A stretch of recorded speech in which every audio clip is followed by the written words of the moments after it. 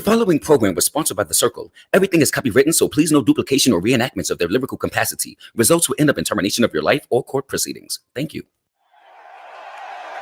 She never said that this would be easy. They will lie to you, she said. They will try to denounce you, she said. They will try to steal your gift, and she was right. Sister Abigail always spoke the truth, and so do I. So when I tell you that I knew this day would come, I am not telling you a lie. And on this day, in this moment in time right now, this very second, I can truly say that I have the whole damn world in my hand.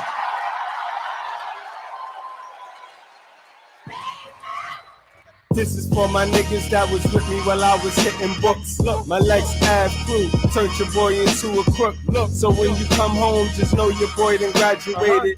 The opposite of petty, yeah, we live exaggerated. And I ain't sad to say it, know your boy just had to say it. I'm from the era where we thugged it, what's with all this gay shit? And you know I keeps it funky like some older eaters. I ain't have to touch the pot, I was the overseer. Check it out. And it's not to be confused for playing lookout. No sir, I brought the food to the fucking cookout. Oh my, what seems to be the fucking problem? I am up like a duck, no more fucking starving. I had to raise my kids, so you know I made them wait for it. I got some magnums in the back, now shorty face forward. I remain focused, especially when my name's spoken. I was a first pick, sometimes even barely chosen. Look at me now, who knew them niggas was Greg Oden? No emotion, freestyle, roller coasting. I got my mind made, no looking back, only forward motion. Started out in Johnson Projects, then I ran through Jeff. Back when you couldn't just walk through, niggas was scared to death. I got my money up and didn't have to play the block. I've been to Tab, Wagner, nigga name a spot. And on the low, Killer First is like my second home. Franklin Plaza, River East, that's like my separate zone. Still the type to take the shoe rather than step on toes. For my OGs and veterans, all my kings and medicines, that knew I would be better than the rest of them, they wrestling. Too much power. That can be a very, very scary thing. Not for me, of course, but for all of you. So I say unto you, open your ears and I will sing you a beautiful melody.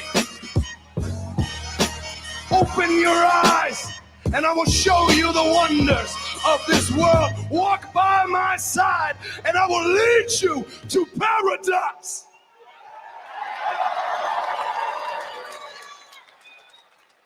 Stand in my way and you will burn in the fire. You are not niggers. You are not coons. You may smoke reef and drink wine and do crazy, wicked things, but you are not a wicked person by nature. You have lent yourself to wickedness, but you are a divine creature that must now come into the knowledge and power of your own divinity. And no preacher can resurrect you into your divinity. It takes God himself to bring you into your own divine nature. So we're not dealing with prophets. We have walked out of prophet teaching. This is the time and the presence of God. So I don't talk about God will come. God is already here. And he's working in me to resurrect you to your divine nature.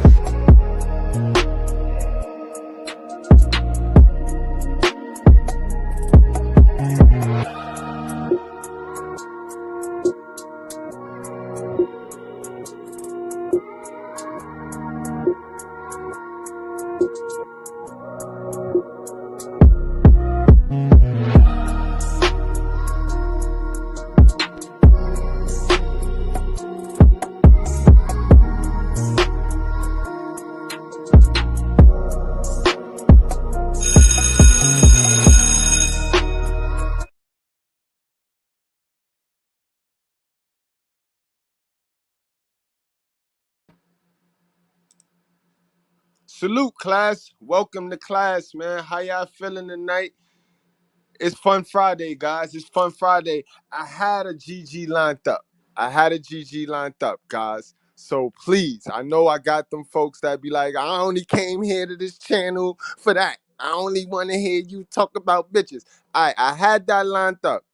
And I have that for you. You know what I mean? But this is a red pill channel, guys, where we talk about life. We talk about real life. And yeah, women are a key to life, but they're not the everything to life, right? Today, guys, we're going to have a fun Friday. We're going to talk about this Vince McMahon joint because that man spent a hell of a lot of money for a blowjob, yo. And I hope the woman he paid this money for, the woman that the 4 million and the 12 million, man, I hope they can suck a golf ball through a straw. What y'all think, chat? What y'all think, Goodbreads? Hopefully he got the golf ball through a straw treatment. If not, he's a damn fool. Salute to the Goodbreads in the chat. Salute to the Brofessor. He said that's bread and butter money. Thanks, man. It's going to go towards the build. You know how we do over here. Salute to the chat. Shadrack Roberts, my guy XL to the professional. What's going on, guys? What's going on? I see we got the Bell 5000 in the house. That's my guy. That's my secret weapon on the low with this content right now. You know what I mean? Word. We got a lot of people in the house tonight, yo. All right, it's Friday, yo. That's what's up. I told y'all, don't be having your ass in these streets, especially my New Yorkers. You go get your bud, you get your wine, you get your liquor, and take your ass in the house, bro. Ain't nothing in them streets, bro. Ain't nobody. The niggas that's thirsty for them streets is the niggas that ain't never was out there in them streets. You get what I'm saying, bro? So good to see y'all in the crib, y'all on YouTube. Y'all staying low, bro, because motherfuckers is dying. These hell of a mothers and they productions is making movies, and it's at our expense. It's at our expense, guys. It's at us, the honest citizens, the dudes that don't want to be rainbow and don't want to be gangsters. We collateral damage, guys. We collateral damage. You know what I mean? But we gonna get to Vince. And I'm a wrestling head, guys. To this day, I'm gonna tell you, I'm a wrestling head, guys. I fucks with it. I fucks with the ROH. I fucks with the FJPW. I fucks with everything. I take my little man to New Jersey. They have a lot of the independent shows on the Jersey circuit. So I take him there. He done met all of them. Rich Swann. He done met everybody. Everybody. You know what I mean? So I really follow this wrestling shit, so I know. So today we gonna do it a little bit different, you know, Couch Gang, because we got to be tired of hearing this shit. Because I know my guy Mr. Palmer touched on the 2 joints, you know what I mean? So we already know. We kind of abreast of what the fuck going on here. This man paid X amount of dollars to these bitches to shut up. And you know the sad thing about it, and where we missing the point, a lot of us is missing the point, the bitches ain't even telling on him. This is an inside job a la simp enforcement, guys. Peep game. It's not like the story broke because the bitch told. The story broke because somebody leaked confidential information. You peep that? You peep that? So my man Vince is going now say he's stepping down because he know more shit fitting the leak. Because when it's an inside job, you don't know who the fuck it is. You don't know where it come from. But motherfuckers is so close to you. This is why I tell you, vet these niggas, bro. You have to vet these niggas, bro. These niggas is many versions of their mother, bro. They working together on us, bro. They working together on us. But also, Vince have hell to pay, guys. And that's why we here today. Because, you know, we an emotional awareness channel. So we not dumb. We not dumb. We know this shit was bound to happen to Vince. Because you put power in the wrong hands and niggas usually earn their death. All right? Remember that, guys. You put power in the wrong hands and niggas usually earn their death, bro. And when you have a greedy ass monster as Vince, you know what I mean, who perpetuate, you know how, remember yesterday live, I told y'all how they the hood and the poor people, they use, oh, rich people are evil, all rich people are corrupt. This nigga like Vince, old nigga like Vince, perpetuates that narrative. You know, though it's very few of them, you know what I mean? It's far fewer of them than none.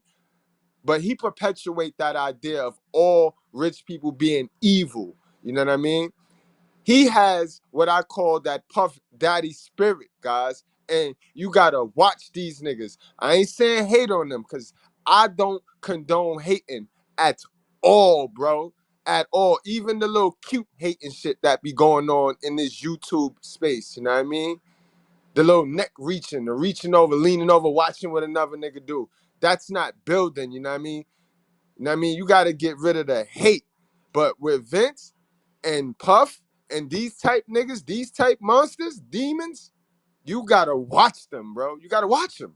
So we definitely gonna touch on why Vince had hell to pay, and I want to really dive into the two main reasons why Vince got hell to pay. He got bad karma. It's two incidents that went down in WWE history that had me floored. Like I was like, holy shit. And Vince botched both those incidents, guys. Can y'all guess? Chat. Y'all know what two incidents I'm talking about? Where my wrestling heads at tonight? Y'all know what I'm talking about? Before we get into it, we gonna get into the warm-up because tonight warm-up video, we know we keep it educational over here. Before we get into anybody ass, we gonna get it educational. So we gonna definitely go over the 7 deadly sins, you know what I mean? And from there, we gonna get it in. We gonna get it in, all right? But he got two incidents. I ain't gonna blow it yet. Let's watch this warm-up video, and then when we come back, we get it in. We get it in, guys. Salute to the Goodbreads. Appreciate you, guys. Y'all know where it's real at. Y'all know where it's real at. Like, I'm not the best. I'm never going to say, yo, I'm the best. I'm the best. But I'm the realest. Hands down. Hands down. They can't fuck with me. Nope.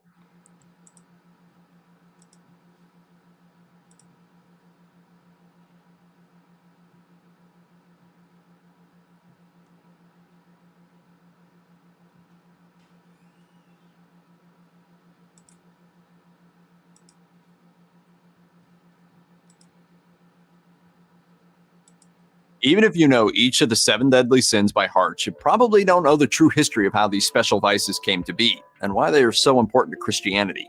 Let's take a look at the untold truth of the 7 deadly sins. People have been pretty fond of listing various prescriptions for how to behave for millennia, long before the Hebrew scriptures and the birth of Christ. The ancient Greek philosopher Aristotle listed a series of virtues and vices in his works Nicomachean Ethics and Eudemian Ethics.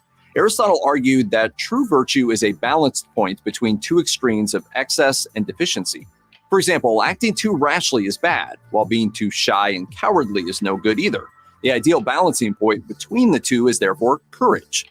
Aristotle also claimed that there was a distinction between temperance and continence, at least when it came to one's moral state. A temperate person is naturally virtuous, while a continent one has all manner of desires, but still actively chooses to be righteous despite temptation. The Roman poet Horace also seemed to be fond of listing virtues and vices. In his book, Epistles, he wrote that it was important to, quote, flee vice, which he rather helpfully listed. The pre-Christian.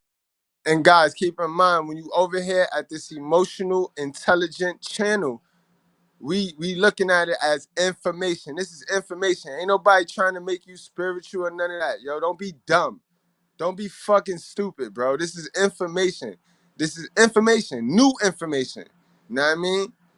None of us over here is hardcore religious, bro. We are real religious. You know what I mean? We believe in real life and reality. We know that there is a God. We know that we don't wake ourselves up. But all that other go along, get along group that the religion push, we ain't too fond of that over here. We ain't with that brainwash. We know that that's a form of brainwash, a form of psychosis, and we ain't with that shit. But the reality is, the basic instructions before leaving Earth is what I tell y'all all the time, right? Don't I tell y'all that's the human being instruction manual, right? How to be a human. You need to know how to be a human. You go into that book and you read these things. These 7 deadly sins is the reason why the church is pushing bullshit. The church got everybody thinking God fitting to come back. God is not coming back, bro. I'm sorry to bust your bubble. God is already here. And he has 7 deadly sins that's going to have people do it to themselves. What I tell y'all all the time, we do it to ourselves. They use us to do us. Well, the same rules apply when it comes to this immoral shit. Notice, guys, as he go over these 7 deadly sins, You can match each one to a go along, get along group that's in our community, in our society to date. And as he go over it, I'll call it out. Christian antecedents to the 7 deadly sins don't just stop with moralizing philosophers in ancient Greece and Rome. Many schools of Jewish thought discuss the concepts of good inclination and evil inclination. Rabbis sometimes discuss ancient texts in a form of interpretation called a midrash. They generally make it clear that evil inclinations are a fundamental part of human nature, and that every person must grapple with them throughout their lives. In fact, that struggle is ongoing. It's oftentimes best supported by a commitment to the faith and a deep relationship with the Torah. Evil inclinations are impulses that can be personified and associated with evil figures such as Satan. It's rarely made out to be quite the same thing as the devil, but more like a set of influences that accompany evil personified. Critically, the situation isn't quite as simple as urging people to completely deny and fight against evil inclinations. It's part of a greater cosmic balance that can push humans toward a greater, more noble path by its example. Though, like all sins and vices, it can present a perilously narrow road at times. It wasn't until the 4th century that the steadily growing Christian movement began to put its spin on what constituted sin, and it certainly didn't emerge as the list of 7 deadly sins that many of us know today. It started with a reclusive Christian monk named Evagrius Ponticus. He wrote down a list of 8 evil thoughts. These could plague his fellow monastics as they tried to become closer with God and resist the temptations and corruption of the world. Those 8 evil thoughts were gluttony, lust, avarice, anger, sloth, sadness, vainglory, and pride. Evagrius, however, wasn't necessarily writing for a wider audience. He was involved with the Eastern Christian Church. It took the work of his pupil, John Cassian, to bring Evagrius' list to wider attention in the Western branch of the Church. The list was eventually translated into Latin for a broader set of readers. However, it still knocked around for another 2 centuries or so before it truly began to take hold in the wider Christian world. Officially speaking, the Christian concept of the 7 deadly sins didn't begin to take hold until the idea was formally sponsored, so to speak, by one of the biggest names in Christendom, the Pope. In the 6th century, Pope Gregory I got a copy of Evagrius Ponticus' list and rearranged it into the 7 deadly sins. He debuted the new take on vice in his analysis of the Bible's book of Job, having rearranged some of the previous list. Gregory also folded sloth into a broader sin categorized as melancholy. Perhaps most notably, he decreed that pride was the worst of all sins. According to Gregory's estimation of things, it was at the root of... Who is the most prideful in our community, guys? Who is the most prideful? I tell you guys, these are the most passionately prideful idiots I've ever seen, yo. Ain't our woman prideful? These bitches is so prideful that they alienate the father, lose on purpose, and then blame the man. Get the fuck out of here. Now that's pride. That's the evilest one. And we see that. That shit is in full effect. You even got the prideful little stupid foolish hell of a sons running around here thinking they Tupac, thinking they 50. You know what I mean? Pride, pride, pride. It's nothing to be humble. It's nothing to humble yourself, bro. We all equal, bro. We all equal because we're all unique. You get that? That's what makes us equal, because we're all unique. Damn. Of all the other deadly offenses. St. Thomas Aquinas, a Christian writer working in the 13th century, later agreed with Pope Gregory, explaining that pride is essentially a form of thumbing your nose at God's will and authority. In the medieval... Y'all heard that? Clear. That was very clear. And this is why they don't like the instructions. This is why they don't like the human being handbook, because the human being handbook tell them how to be a human being, and they want to be wild savages. They want to do whatever they want to do. You see how that work? And it be eight. And let me keep it real, y'all. We got 80% of dumb bitches, and we got 80% of suckers. It's 80% of suckers, yo. This is why my channel is intimate, guys, because it ain't for everybody. Everybody not gonna feel this, yo. Even the ones you think is the man, they not. They not real. They not real. They not living in their truth. They not living in their reality. They don't want to sacrifice. You know what I mean? They want equal results, but not equal opportunity. Evil world, learned commentaries and Latin Bibles were only really available to a literate few. Therefore, the speeches delivered by local priests and the lessons imparted in church artworks were key to maintaining religious orthodoxy. 7 cardinal virtues and 7 deadly sins used as teaching tools. Yeah. Like in the Parsons Tale. And And given that the sins seemed ready-made for graphic representation, it's no wonder that medieval Europe went positively gaga over the concept. It didn't end at just murals or moralizing sermons. Medieval Christians saw the 7 deadly sins reflected in their churches, art, plays, and many more arenas. They were often depicted under Latin names with a complicated hierarchy of sin and its various fruits. Most common folk probably didn't quite grasp the many ways in which the deadly sins could be dissected and analyzed. However, they would have been well aware of the effects of such evil doing in their lives. And if they were aware, they could more easily confess to their local priest. That or get absolution, do penance, or maybe make it out of their earthly life with only a temporary purgatory sentence and not outright damnation. Medieval sources also often outline 7 works of mercy that could help parishioners avoid the worst consequences of sin. These include more action-oriented tasks, like giving out food and water, donating clothing, and making sure the dead receive a proper burial. Would you hit that like button, guys? Hit that like button. It's the warm-up video, guys. Practically the beginning of the 7 deadly sins as a Christian concept, theologians have zeroed in on pride as the worst of them all. But why is it so much worse than lust or greed? First, pride is one of those rather vague sins that, despite its deadly classification, is kind of hard to nail down. It can be applied in any number of ways, from hubris to more everyday snottiness. Ultimately, however, it boils down to thinking that you are not only better, smarter, and more capable than your human neighbors, but that you might even exceed the intelligence of God. Within the confines of Christianity. Illusory superiority, guys. Look it up. Illusory superiority. That's what the modern woman is addicted to. They think they are better than. They think they are too good for. You know what I mean? And that's all of pride. And you got to remember, before the fall, pride comes before the fall. And that comes from Lucifer, the fall of Lucifer, guys. Christian theology, being smarter than God is just about impossible for any person and can only lead to a rather deadly kind of arrogance. What'd you do? Screw up like the Beatles and say you were bigger than Jesus? All the time. It was the title of our second album. If you think you're better than a deity or its representatives, then you... And this is why I tell y'all, stay away from modern women, bro.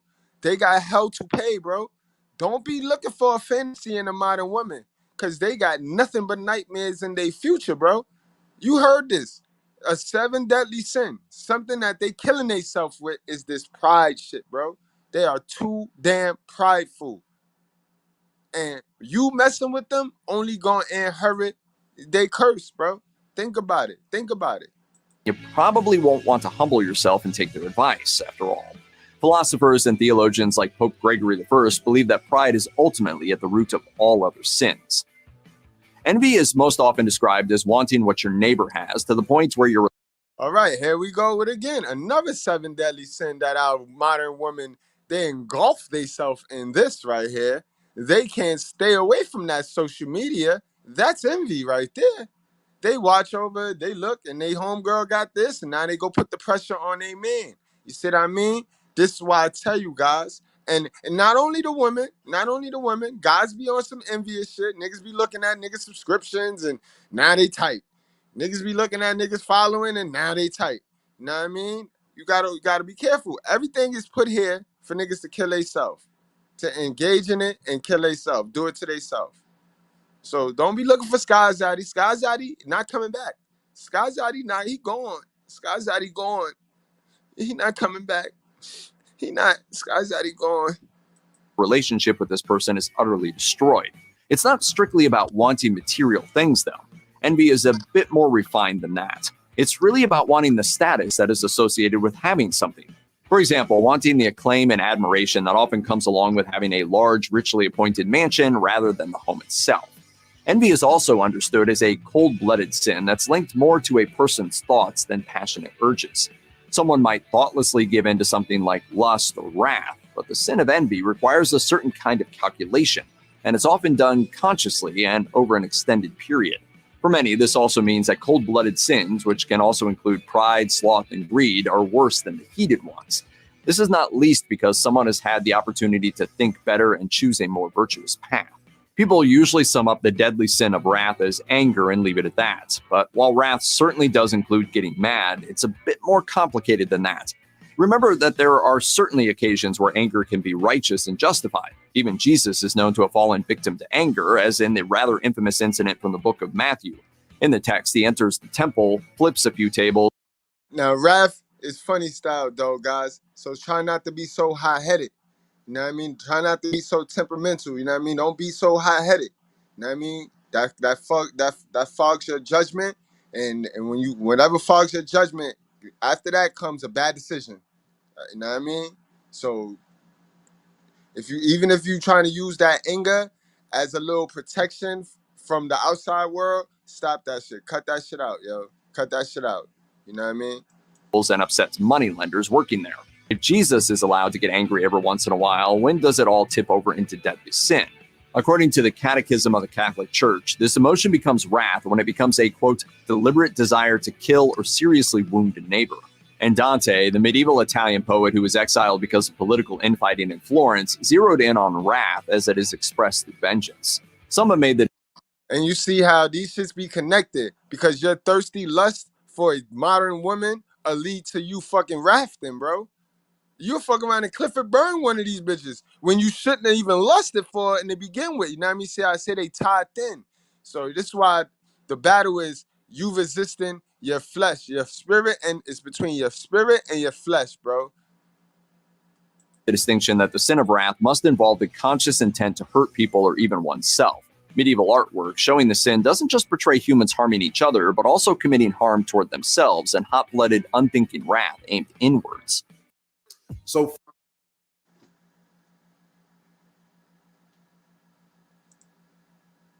church leaders, gluttony wasn't just about stuffing your face with food. It was also about being overly luxurious with your... Okay, so we already see how the mad people, the angry people, the haters, the wrath, that's for the haters, you know, white supremacy or the you niggers, you know what I mean, the haters, the ones, the racist folks, the racist folks. We don't need to worry about them people. They gonna do it to themselves with the wrath, because they hate so much. You see how that work? And now we moving on into gluttony. We know that the black community is obese, bro. They doing it to themselves, bro. Stay away from these bitches, bro. The whole black community done went from afros and skinny bitches to lace fronts and humpback whales, bro.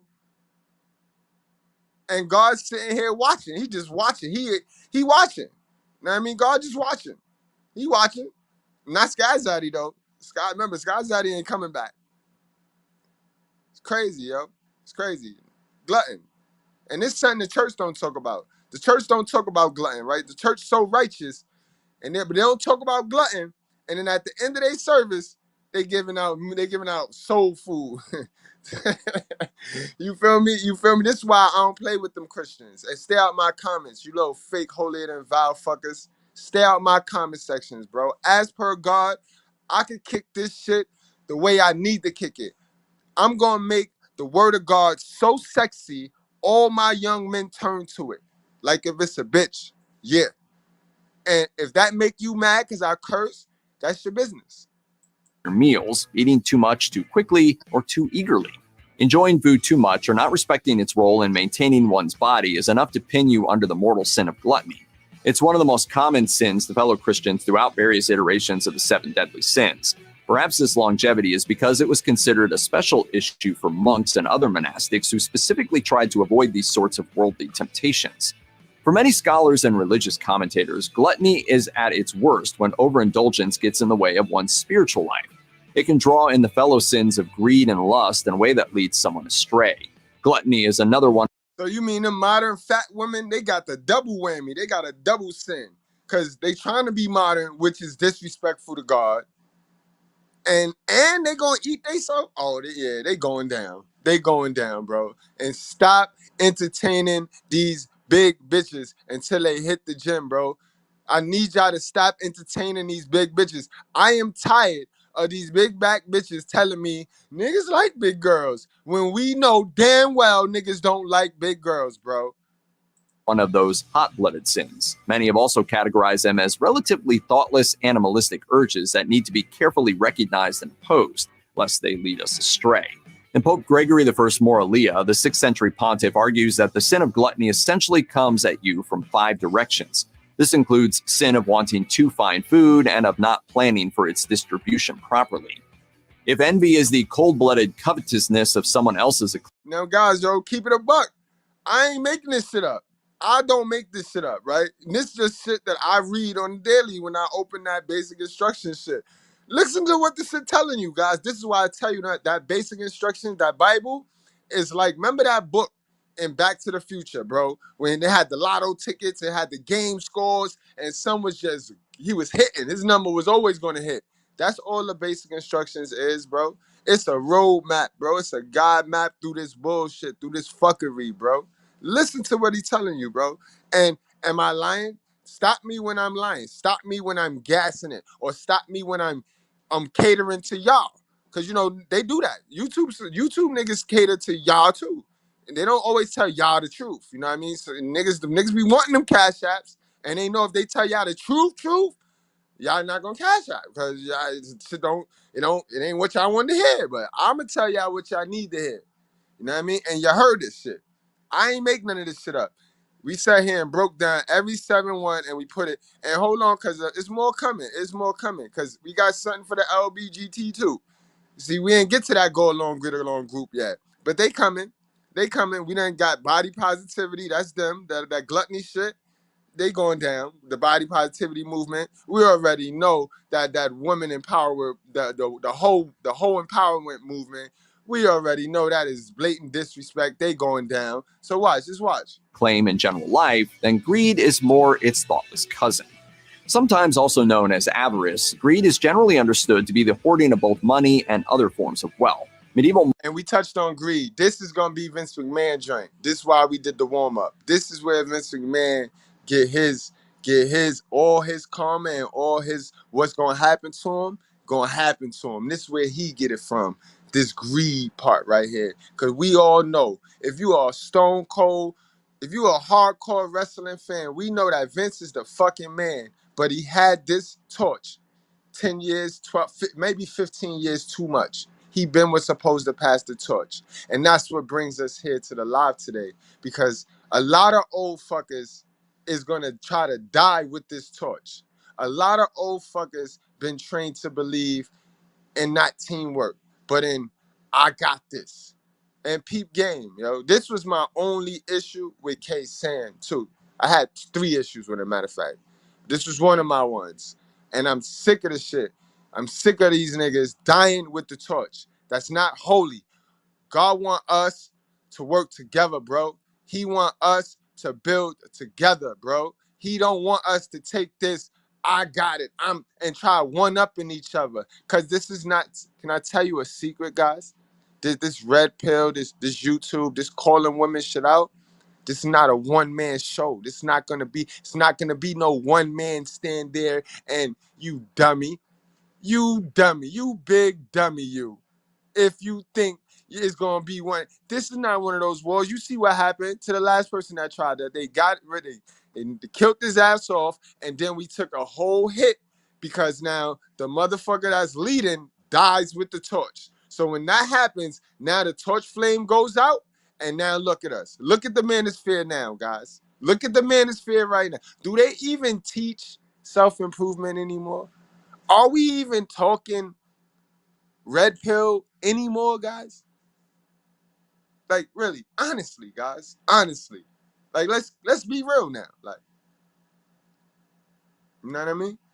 And this is what happens. But that's greed. Motherfuckers just be too greedy, bro. And it's because, you know, and just because you like them don't mean that they don't have a hell of a mother who instilled in them. It ain't enough to go around. Because that's it ain't enough to go around disease. Let me tell you something about it ain't enough to go around, bro. That's a fucking lie, bro. You know how many pies it is? It's so many pies in America, bro. And when there's no more pies, guess what's gonna happen? They're gonna make more pies, you fucking dummy, bro. Like, come on. But Goodbreads, we know that. Stay away from these dumb niggas, bro. Please stay away from these dumb niggas, bro. They sound good, look good, got the fancy set, fancy layout, and they fake, bro. These niggas be really buying into the simp culture. You be surprised how many niggas you cash at, right? Stop their whole life, get greedy on y'all, right? Y'all there to support. They get greedy on y'all, stop their whole life, you know what I mean? Force y'all out y'all pocket, and then they go buy into simp culture. They go buy into the same culture they tell y'all not to, or they sit there and do a whole fucking 5-hour stream and tell y'all not to. Silly niggas, bro, and greedy. Monk and philosopher Roger Bacon despised greed so much that he placed it in the lead for the worst deadly sin. He claimed that it was at the root of nearly every other wrongdoing beyond anger. Later writers, like Dante's mentor Brunetto Latini, further subdivided greed into different categories. As the medieval age progressed into the Renaissance and merchants became more and more prominent, this made the act of defining greed and balancing the need for money-making with spiritual pursuits an increasingly thorny issue. Though it's often interpreted as dealing in only sins of a sexual nature, lust is also about the desire for earthly and sensual pleasures beyond the bedroom. Kevin, it's so basic. Self-love, the all-natural opiate. In addition, Cambridge University philosophy professor Simon Blackburn said in an interview with NPR that this sin is somewhat central to life as a human. Unless, of course, you'd prefer a colorless life as a squeaky clean and completely inoffensive monk or nun. Still, it's hard to get away from the sex-related aspect of lust. The Catechism of the Catholic Church defines it as inordinate enjoyment of sexual pleasure. Okay, so now our hoes going down, and our simps going down, guys. That lusty shit, that's a whole simp. That's simp shit right there. That's simp shit. That's simping, bro. You're simping. You're simping on hoes, bro. You're taking God off your pedestal and you put a female on your pedestal. And ladies, you prostitute bitches. Y'all take God off y'all pedestal and y'all put penis and money on y'all pedestal. And that's lust. When y'all start lusting for money so that y'all can compete with men and y'all start trying to get these CEO jobs, that's lust. You lusting for money. But then y'all be quick to talk about money is the root of all evil. Bitch, you is the root of all evil. It's especially bad when it's been separated from what the church defines as the act's essential purpose, which is, of course, bringing a married couple together or for making babies. Even taking too much pleasure in it while married can still be considered a sin. Once in a while, we find ourselves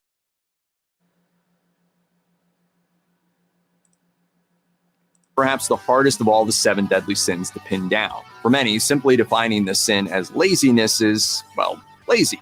First, St. Thomas Aquinas, writing in his Summa Theologica. Now, you know we got a lot of lazy motherfuckers down here, boy. He sent us down here to work till our hands bleed, and we got motherfuckers trying to scam the system. We got motherfuckers on welfare. We got motherfuckers doing all sorts of stupid shit to be lazy and not work. We got niggas playing the victim. We got niggas blaming white supremacy. We got niggas finding anything, motherfucking mental illness. We got anything to be lazy and not do the work, not do what he asks. So the lazy folks gonna get it too. Lazy ones gonna get it. Y'all see it. Every go along, get along group fitting to get it. Fitting to get it. You know what I mean? Fitting to get it. Sloth is sorrow about spiritual good that can lead someone to despair or inaction. In other words, he writes that sloth is an oppressive sorrow which, to wit, so weighs upon man's mind that he wants to do nothing. Sloth can also be expressed as idleness, boredom, and strain from one's true work. And yes, being overly sleepy and lying about in beds are also symptoms of this wide-ranging sin. In many theological estimations of sloth, its worst offense may be in slowing down not just a person's body, but their mind. For as someone is slow to think and consider their place in this world and their actions, how can they ever...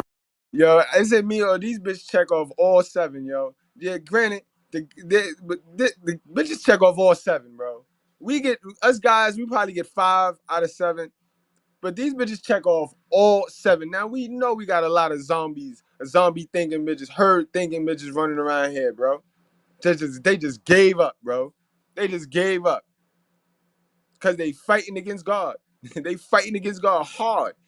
They done teamed up with government Satan Zaddy and his feel-good programming. And they because God don't feel good. Sacrificing what you want to do for him, that don't feel good at all. Take notes, guys. All 7 of them shits is here, alive, present. Never hope to secure a place in the next. All of these lists of transgressions and the ways you can potentially go astray can certainly lead to a sense of despair. But you can at least take heart in knowing that there are some ways to counteract the effects of the 7 deadly sins. Some Christian denominations say that the 7 deadly sins are complemented by unique virtues. These acts can potentially get you off the path to hell or purgatory and towards a more righteous final destination. What are those virtues exactly? The Archdiocese of Baltimore contends that the 7 capital virtues meant to oppose the 7 deadly sins are faith, hope, love, prudence, fortitude, justice, and temperance. A similar concept. All right, guys. Remember where you heard it first, guys. That's how you combat. That's how you combat that, and that's all the makings of a brotherhood. That's all the making. You heard him. I'm gonna play it back. That's all the makings of a brotherhood. That is the alpha man trait right there. All those is make you an alpha. Don't go listening to these fruit punch pill channels, bro, because it got some red in it. You just heard what makes an alpha male. And all an alpha male is, it's a man that put in the work. To put in the work for himself. You know what I mean? They don't got nothing to do with money. It don't got nothing to do with nothing. You put in the work. You change the laws of your mind. You no longer go with the programming, because we all been brainwashed. We all been under a microscope. We all been under hypnosis, bro. I remember I used to have the neck swizzle. Every time you see it, but neck swizzle. That's hypnosis. They condition us to that shit, bro. You know what I mean? Everybody. And don't miss me with that. Oh, they did it to black. They did it to everybody. I showed y'all that. Go back to that mind control series, bro. They took a man, a black man and a black woman. They took a white woman and a white man. They took a Chinese man and a Chinese woman. A Latin. They took and they tested us. And they know what make us work. They know we freaks. They know we breeders. They know we are creative. They know we have talent. And they just found the way to manipulate that. They played us on each other. Eat too. I told y'all, this goes back, and this is probably the 3rd live I mentioned it in a row, because I need to drive this home, yo. America is the football stadium, right? Black people is one team. White people is the other team. You have your fans and your spectators and your followers, right? The arena has its concession stands. It sells the soda. It sells the popcorn. It sells the tickets. All right? Whether the black team win or the white team win, who really wins, guys? Who really wins? Yeah, America wins, because they are the arena. They host the show. So the winner don't even win. You get that, guys? That's how it works, guys. That's how it works. And you can apply that blueprint to anything. Light-skinned man versus black-skinned man. You know what I mean? Light-skinned girl versus dark-skinned girl. Fat person versus skinny person. You could apply that hatred towards one another and that programming, and the registers are never closed. The register will never close. And that's how that works. They played us all, Professor. We been had. We been, I don't even got it. Let us stray. Run amok. Word. They got us. Let me play that back, and we gonna get on the Vince old ass, man. The greatest day for a wrestling fan is today. Triple H is in charge, B.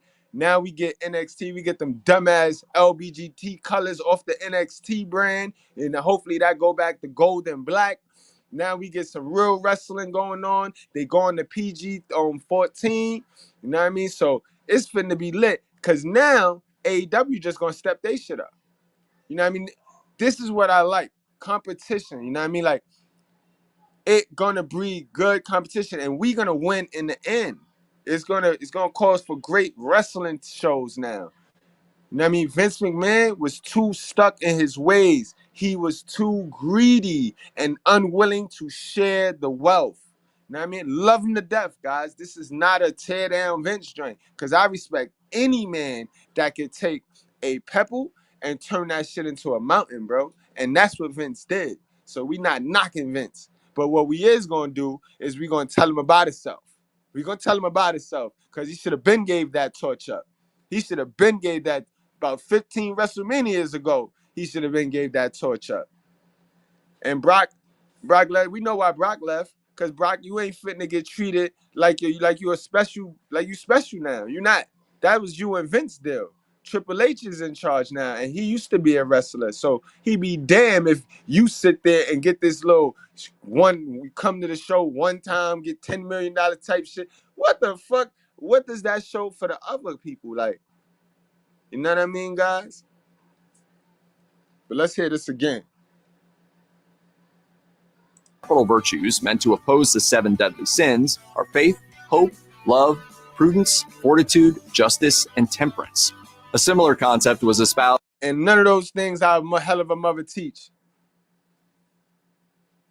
You know what I mean? None of those things our hell of a mother teach us right there, guys. She teaches the exact opposite of those things. So make sure y'all play this back, write those down. But I'll teach y'all that. In fact, we getting into that section now where I'm starting to tell y'all what your hell of a single mother didn't teach you, but you need to pick up so that you can apply those tools and change positions. You know what I mean? But yeah, let's get on into Vince. Because Vince did two fuck shits that Vince did of all time. The two fucking shits. One of them, guys, y'all didn't guess it yet, guys. Salute the dirty folks. He in the building. He in the building. You know what I mean? Avid views, sounds. What's going on, my guy? Salute to you. Welcome to class, man. Yo, you see they trying to get me in them little shorts, them YouTube shorts. They be in the comment sections going ham on me, boy. I'm really I'm shaking the trees, yo. Modern women. It's a lot of modern women out there with male profiles, B. But as soon as they open their mouth and comment, you already know it's a hell of a mother playbook. Boy, it's going down, y'all. Y'all make sure y'all get to them videos and just check the comments section, B. And if y'all want, kick the shit out of one of them too, because y'all know I did. I got all day. I'm petty. I'm petty. And you're gonna notice the ones that's highly favored, God let us do a little bit of he let us do different things. He know we ain't gonna OD with it, but he let us get away with some things. You know what I mean? But word, let's get to this boy Vince. One of the biggest fuck shits Vince McMahon ever did that I ever seen or heard about was the whole motherfucking Owen Hart shit, guys. Y'all remember Owen Hart? The way he handled Owen Hart death, guys. For those of y'all that don't remember, we're gonna go into that right now. I want to play a little video to remind y'all. That was fucked up. And that was fucked up. It was greedy, it was lustful, and it was fucked up of him. It was fucked up. Vince, you took an L for that one, Vince. You know what I mean? So let's get into that story right here.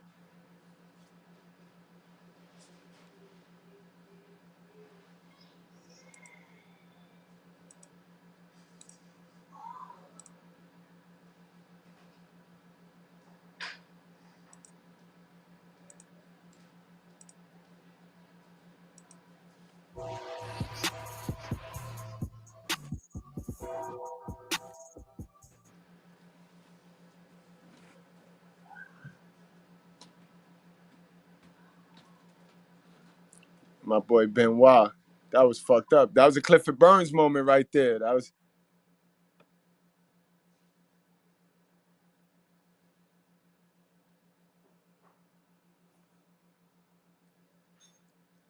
great point. Great point, KDH. That's a damn good point right there. And I believe that. That's a whole fact. That's a whole fact.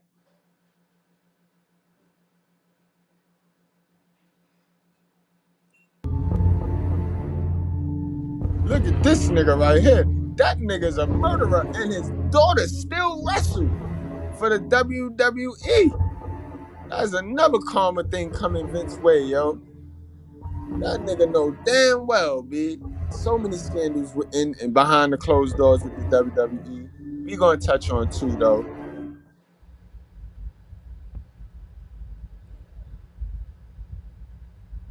So Owen Hart, guys, he was the youngest. For those of you that don't know, Owen Hart was the youngest of a lot of brothers, yo. They had a Hart dungeon. Like the pops, he was a wrestling promoter. Stu Hart, he was a wrestling promoter. So he had his own promotion back when wrestling was territorial.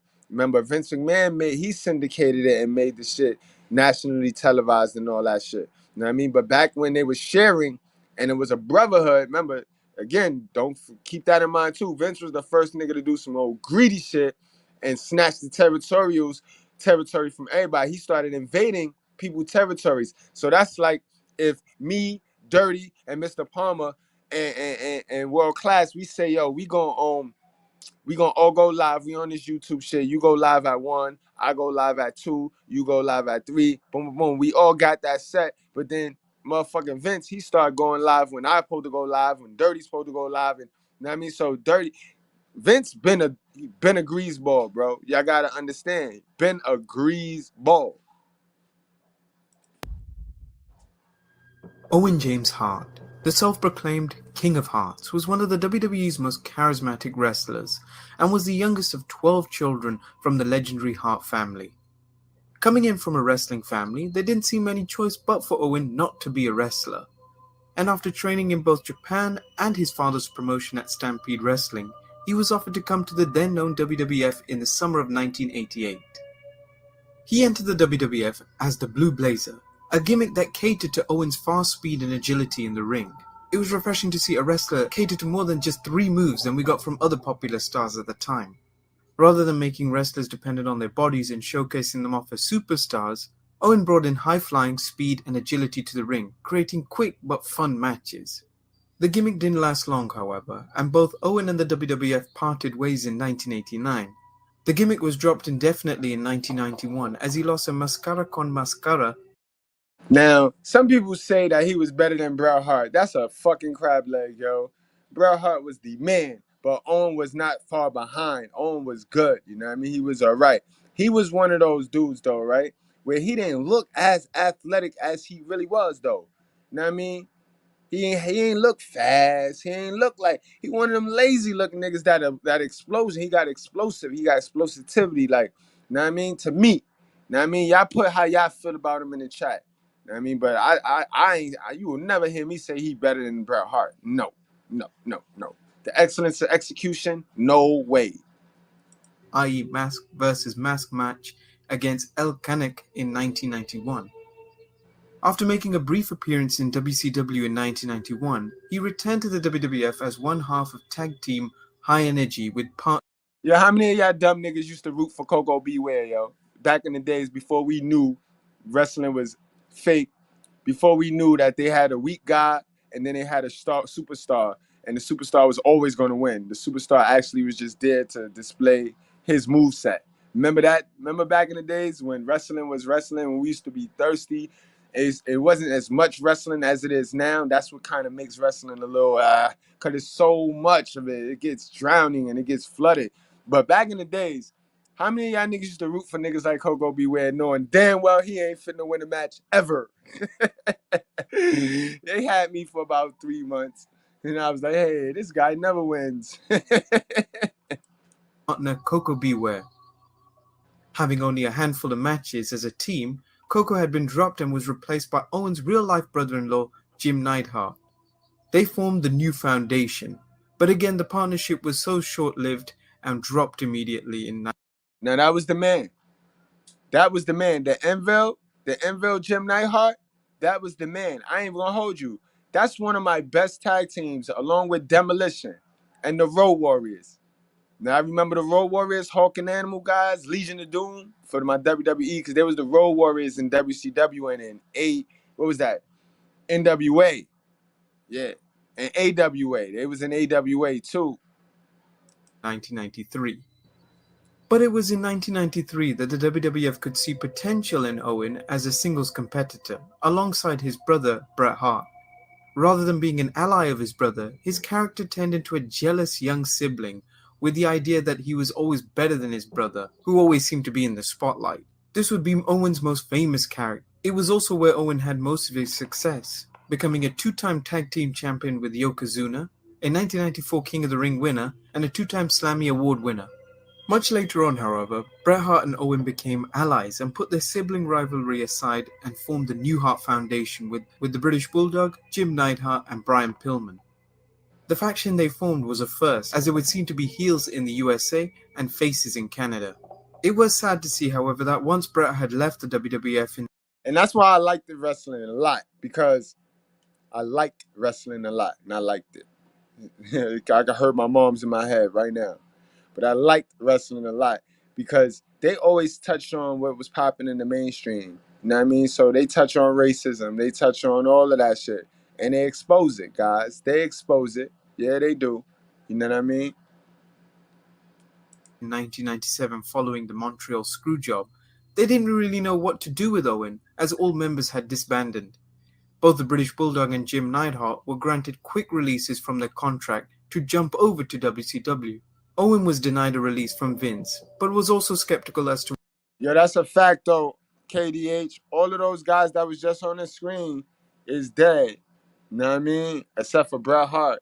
And it's kind of spooky, y'all. How many of y'all really go back? How many real wrestling fans do we got in here that could go back as far as the Von Erich family?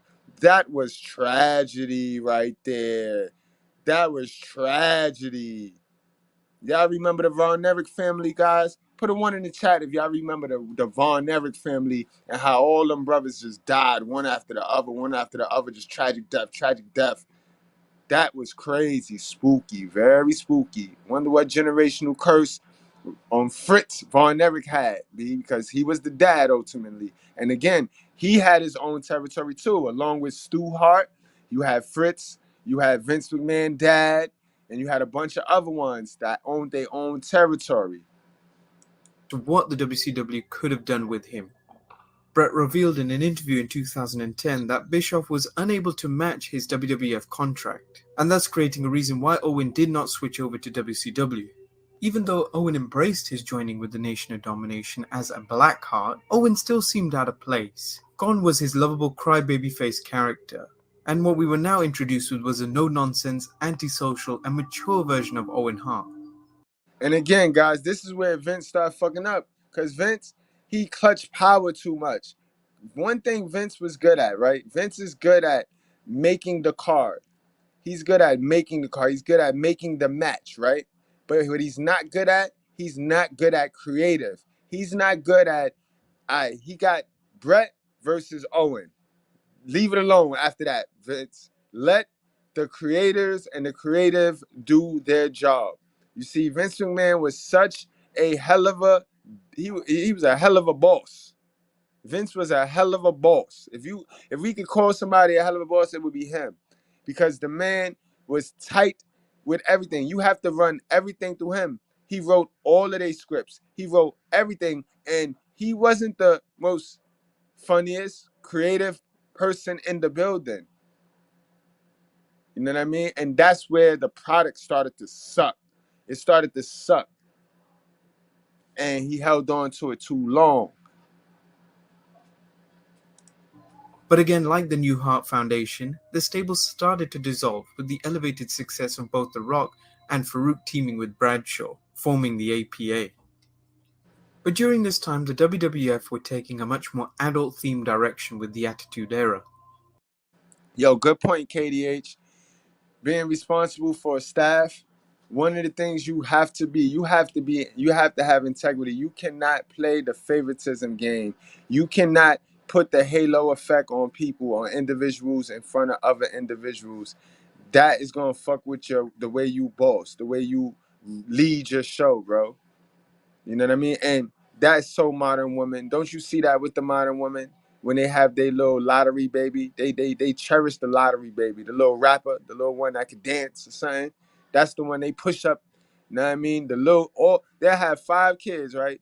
4 of them staring at the moms and her just big up in this one kid. Like, how's the other kids supposed to feel, bro? You know what I mean? We see the shit go down. We see the shit play out. And Vince had that energy. He had that sucker energy, bro. Owen was known to be a family man and did not want his children to be exposed to such lurid storylines.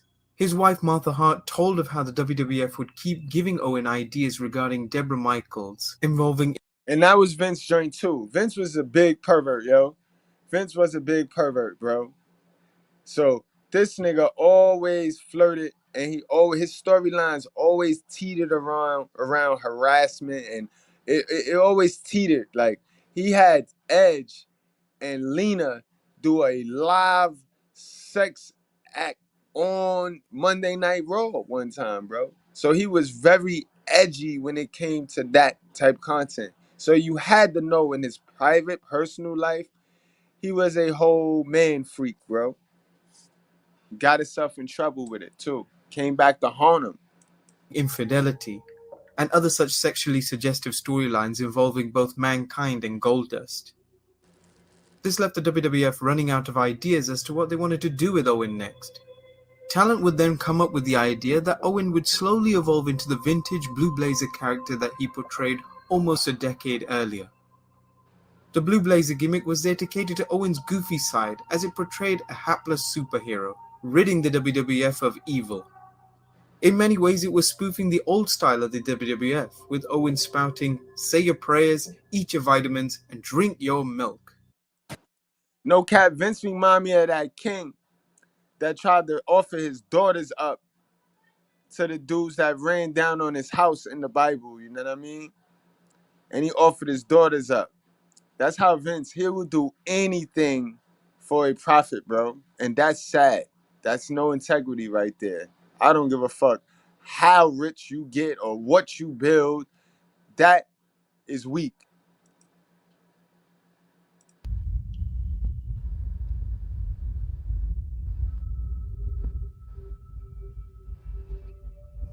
The WWF wanted Owen to make a bumbling superhero's entrance, which involved swooping down from the rafters and comically flapping his arms to seem as if he was flying. The stunt entrance was similar to what Sting had been doing in WCW, and he had done. Now, how dumb is that, though? Like, Vince, that's not even hot. That's not even dope. So you had this man lose his life over a stupid-ass idea. And imagine how that shit went down in the back room, though. Oh, I know what we're going to do, guys. We just have him fall. We just have him come down from the rafters, and he just flap his arms like he's a bird. Like, Vince used to get a kick out of seeing. You see, when you put power in the wrong hands, people usually earn their death. That go back to what I told you in the very beginning. Very sick individual. Like, imagine that in the back. And can't nobody check him down. He's like the modern woman, guys. Can't nobody tell him nothing. Can't nobody tell him nothing. Done it in numerous times without any problems. They had actually performed the stunt successfully on an episode of Sunday Night Heat, where he came swooping down and comically couldn't get out of his harness. The stunt team on this occasion involved riggers that set him to rappel from one slide wire, similar to that of Shawn Michaels' entrance at WrestleMania 12. This way seemed safer, as he did not need to release himself at any time, and with the wire he was able to bring himself back up without any problems. Since the stunt was successful, the WWF creative team headed by Vince Russo wanted the entrance to be funnier, by having Owen release himself just at the last point to see it look like he fell flat on his face. For the pay-per-view Over the Edge, Owen was booked to win the Intercontinental Championship for the third time and go over, defeating the Godfather. On the 23rd of May 1999 at the Kemper Arena, Kansas City, Missouri, stunt rigger Bobby Talbot had advised Owen go through a number of dry runs with the harness on. Even though Owen wasn't afraid of heights, he still didn't feel comfortable in doing the stunt and declined the dry run. When I tell you, the spirit feels before the body, bro. The man felt it. He knew it. He knew it wasn't right. And God have a funny way of telling people, but people don't want to listen, guys. People don't want to listen. You know what I mean? That brings me to this verse, my Hosea 4:6-7. My people are destroyed for lack of knowledge. Because you have rejected knowledge, I reject you from being a priest to me. And since you have forgotten the laws of your God, I also will forget your children. Goddamn. God cold. God cold. God, our creator is cold, bro. Our father, he cold, bro. And he carved us in the image of him. So I need y'all to keep y'all veins cold, bro. You heard, let me read this motherfucking shit again, bro. He's cold, bro. He don't work in mysterious ways either. He work in equal and exact ways, bro. If you do dirt, you're gonna get dirt. My peoples are destroyed for lack of knowledge because you have rejected the knowledge. Because you rejected his knowledge. I reject you from being a priest to me. So you don't gotta work for me. Don't worry about it. You good. Do what you was doing. And since you have forgotten the laws of your God, since the world's changed, the times change. Yeah, I also forget your children. Is this why the children not submitting to these dumb bitches? Because God is not in them. He forgot them. You know what I mean? The more they increase, the more they sinned against me. So the more we got populated, the more babies they have, the more they sin against him. When our whole objective down here was to spread our seeds. So something is missing. I'll tell you what's missing. The fathers in them homes. Them fathers teaching them kids. And y'all stay tuned, because not the next live, but the live after that, I'm definitely gonna have 15 secrets your dad would have told you that your mother refused you to know. I'm gonna have that, B. I'm gonna have it. Whole breakdown. Y'all know how I do when I get my list out. But again, guys, I will change their glory into shame.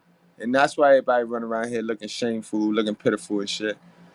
But again, guys, it's real. It's really real. It's in that book. It's real life. Talbot requested that Owen should familiarize himself with the equipment as it was a different setup. Owen shrugged it off and told him that he'd done it before, so no big deal. Owen was also persuaded to practice at least once by WWS Vice President of Events, Steve Taylor. But no matter what, many could tell of Owen's uncomfortable attitude towards the stunt. But in Owen's mind, after declining the Lewis storylines, what would be available next? And so he proceeded on. To add to Owen's discomfort, plans were also suggested to have midget wrestler named Max Mini to be accompanied with him in the harness. He would wear an identical outfit to Owen.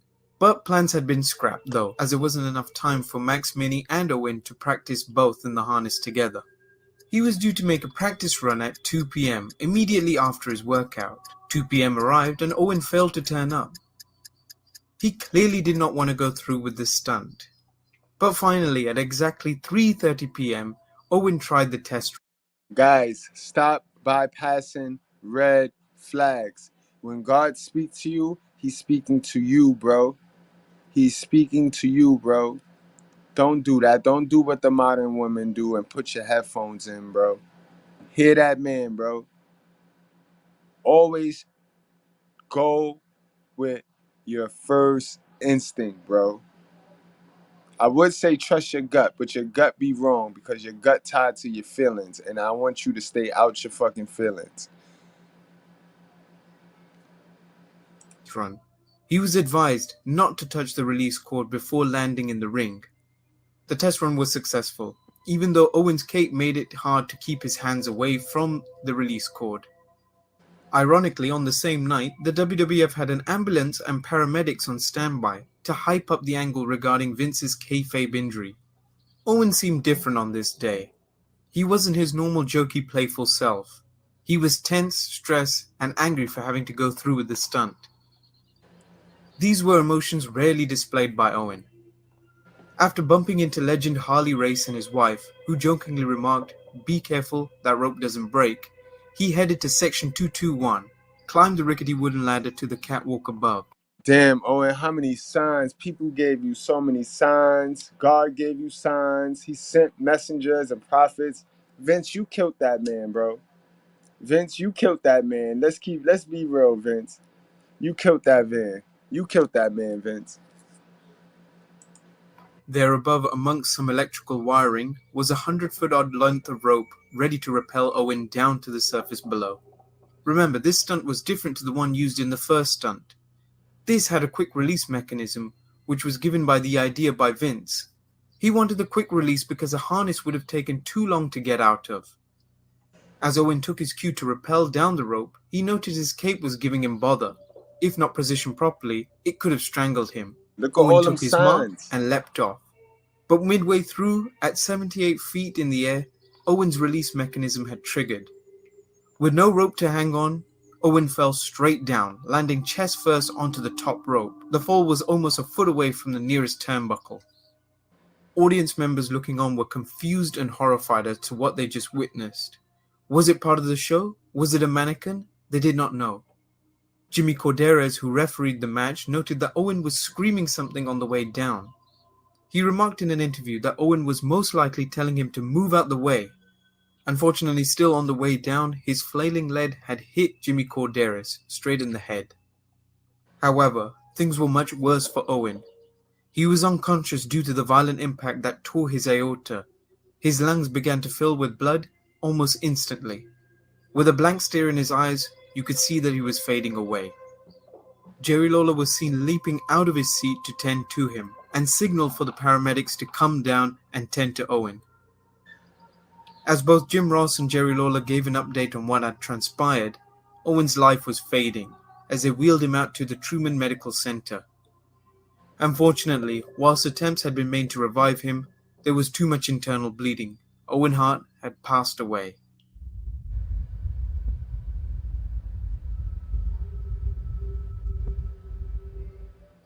Whilst those who were live in attendance witnessed the whole event unfold, those who were watching on pay-per-view were still unaware as to what had just happened. Even though the event was shown live, there had been a slight delay between the live feed and airing. With the delay, the production team immediately jumped to a pre-taped interview of Owen. They then cut to Jim Ross making an announcement of his death. As for footage, does it exist? According to former WWF announcer Kevin Kelly, he confirmed in a written column that the footage of the fall actually exists. It sits in the WWE video archive in Stamford, Connecticut, with the instructions never to destroy, view, or duplicate. He also mentioned the footage of Darren Drozdov's paralyzed accident is in the archive with the same instructions. Whether this Now that's respectable right there, yo. That's respectable. You know what I mean? Because that's some shit right there, bro. That's some shit. I've been working on trying to get that footage though. I ain't even gonna hold you. But you can't find that shit nowhere. Right now, the closest thing you're gonna get is a reenactment, like a digital reenactment of what happened. You know what I mean? But he definitely hit that top turnbuckle, and you know what I mean? That shit was crazy. That shit was crazy, guys. And it's crazy because they right. Because I was watching that pay-per-view. I was back in the days. I was at mom's crib. I was still in mom's crib at that time. We was watching that shit, yo, and we didn't get to see it, yo. So that they production always been top notch. Always been top notch. What's that? Kevin Dunn. Kevin Dunn is responsible for their production. You know what I mean? And it's always been top notch. But guys, do you see, going back to our theme tonight, the greed? Like Owen Hart, be what? That had to be, that's greed. You got all the signs in the world and you still take your stupid ass up there. You still take your stupid ass up there. That's greed. And this is what they do for money. That's slavery right there. You went up there and you lost your life to put food on the table. That's greed. That's greed, guys. That lust of money. Remember I told you how the lust of money turns into a whole different sin. this exists or not, nobody else has revealed. As far as I am aware, there has been no known leaked footage. The WWE never released the event on DVD or video and discontinued the event named Over the Edge. The only footage that has been released on such sites as YouTube and Dailymotion are bootleg VHS copies. The event had also been put on the WWE Network in February 2014, but was heavily edited and did not include the announcement and aftermath of the fall. As of February 2016, the video has been taken down. The only evidence to exist of his fall is a few photographs taken by an amateur fan. These, however, are copyrighted by the original owner, but can still be viewed on Google Images.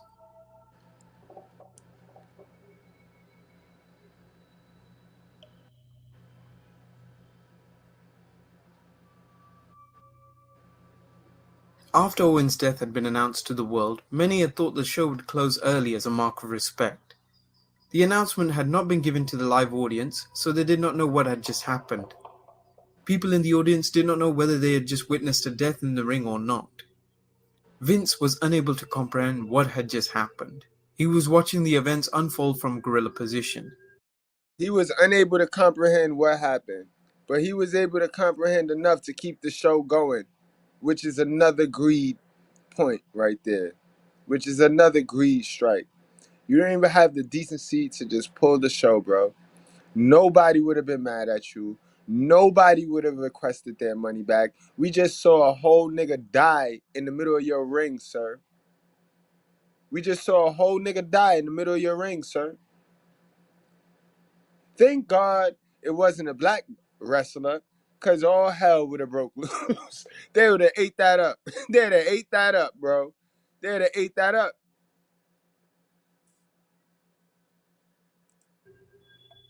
The Rock commented in an interview how McMahon did not know what to do and asked the wrestlers whether they wanted to finish the show. No pressure. Both Vince and the other wrestlers did not know what to do, but decided That's what you know. That was the beta male in him coming out. You want to lead all the time, right? Same thing like a modern woman. You want to be the leader all of the time. You want everything come through you. But when some tragedy shit happen, now you going to turn to the motherfucking staff. I be goddamn, yo. You put power in the wrong hands, and niggas usually earn their death, bro. the right thing to do was to carry on the show. And that is what Owen Wood wanted. Wrong. Many people, including his brother Bret Hart, thought that it was wrong to carry it on. Right. And certainly not what Owen would have Right. Right. Absolutely right. Absolutely correct. Absolutely correct. wanted. Whether it was the right or wrong thing to do, the show carried on nevertheless. As a mark of respect, the next night at the Kiel Center in St. Louis, instead of airing Monday Night Raw, they decided to dedicate a 2-hour episode to Owen entitled Raw is Owen. There were no storylines. This nigga think he's so slick. You see the grease ball in this nigga? He gonna make sure he get the rest of the money for that pay-per-view where he should have ended it. You know what I mean? So he should have took the hit there. Not only is he not gonna take the hit there, he gonna double down and make some money off of it on the next show. You can't make up. You evil, guys. Evil come in all colors, all shades, bro. You can't make this shit up, bro. You can't make this shit up, bro. No anger, as Owen's widow Martha Hart filed a wrongful death suit against the WWF. Since the WWF had not used a backup cable and locking carabiner such as used in mountain climbers, which had been the safe way to rappel, the WWF's use of a quick release cord had not been approved for stunt use. Also, the release cord which was taped down to the stunt vest did not have any slack in it, meaning it was very easy to trigger without even touching it. The investigation done by Martha Hart's lawyers revealed that the WWF had been using another rigger for years who always used the industry-standard locking carbiner system. He recalled that they asked him on multiple occasions to use a quick release, which he always refused due to safety reasons.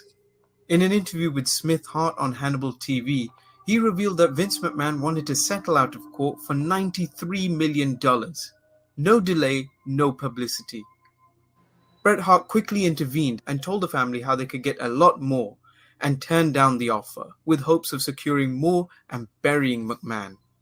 In the end, the family only got $2 million, which was a fraction of what McMahon had originally offered. According to Smith, the WWE also alleged that they wanted to buy the Hart family's mansion and turn it into some sort of shrine for Owen. As for Owen in the now WWE, he's hardly ever. You see how powerful dudes, you see how powerful hypocrites and powerful evils is? They so used to just throwing their money at people because they look at people as being poor. They just so used to throwing their money around. They think their money could fix everything, right? Didn't I tell you that before? They just think money fixes everything. And nah, Vince, you fucked up, Vince. You fucked up. And it's sad that they even went to the court and you fought them to only have to pay the $2 million after you offered them $30 million, bro. That was when you was in your right frame of mind. That was when you was in your I'm feeling sorry spirit. But once you got out of that ring and once the lights went off and you went back into your natural spirit, it was all about the bag. Fuck a life. Fuck a human life. Just like Hell of a Mothers, bro. No lie. You cannot, bro, come on, guys. Ever mentioned. Never in any WWE video games. This is solely due to Martha Hart, as she owns the legal rights to his merchandise and prefers not to deal with the WWE or Vince. She has since released a book on Owen titled Broken Hearts, and only since recently made a deal with the WWE for a documentary entitled Owen Heart of Gold. Will he be in the Hall of Fame soon? I hope so, as he deserves a place next to his brother Brett, but only time will ever tell. I hope you all enjoyed this episode of Behind the Titantron. Be sure to check out my other videos as well, and I'll see you next time for some more wrestling content. Alright, guys, that was one hell of a story. But of course, he got some motherfuck shit, guys. He got some motherfuck shit. And my guy KDH, he on and popping. KDH, he a wrestling head like me, because he knew where I was going. We definitely got to go to the Montreal screw job. We got to see Vince get decked. We got to see Vince get punched in his face for the fuck shit that he been doing throughout the years. And Bret Hart got him. He got him. Punched him right in the eye. Had his shit black for weeks. Yeah. Stop playing. Devils got to stop running around. These demons got to stop playing around with people, yo. They got to stop playing around. They got to take that energy somewhere else. But let's get into that, man. That was a hell of a story right there, B. Punched him dead in his eye, yo. Incredible.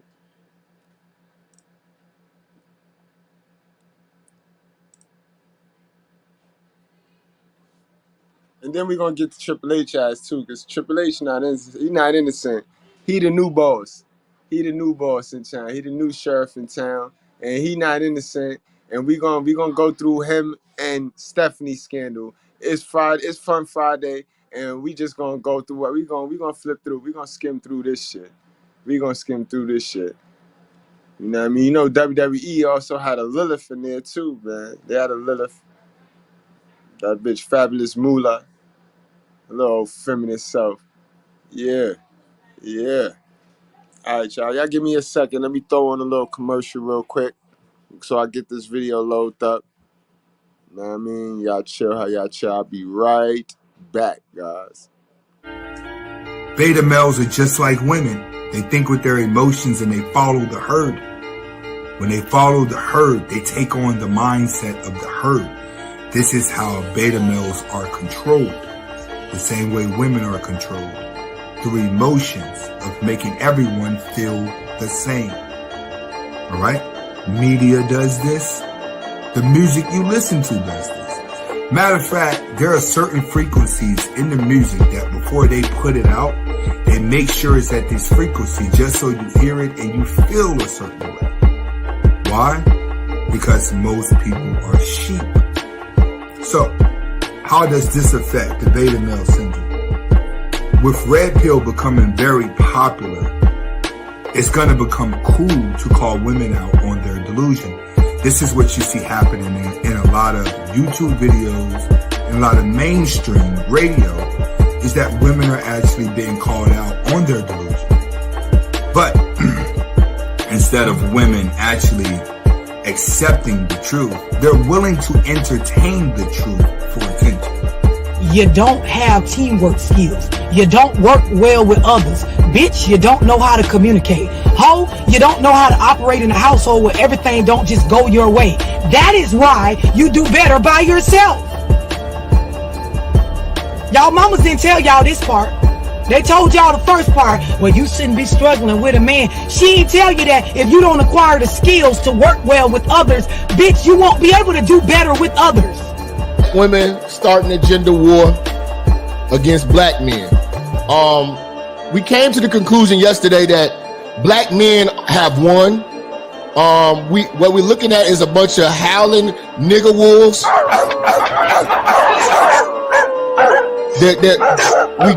We got them against the ropes. they have lost. And it shows, because if you look at the results of what black women are today, they are losing. Brothers, we've won. They're broke, they're out of shape, they got kids all over the place, they don't have their own hair, they've morphed into men, their voices have got deeper, they're aggressive. Some of these bitches even starting to grow beards. They're growing beards. Y'all be thinking y'all be knowing everything and don't be knowing a fuck thing. Typing up these posts with great attitude in them, you can tell. Don't argue with me, argue with your mammy. No, you should actually go argue with your mammy for telling you that half truth.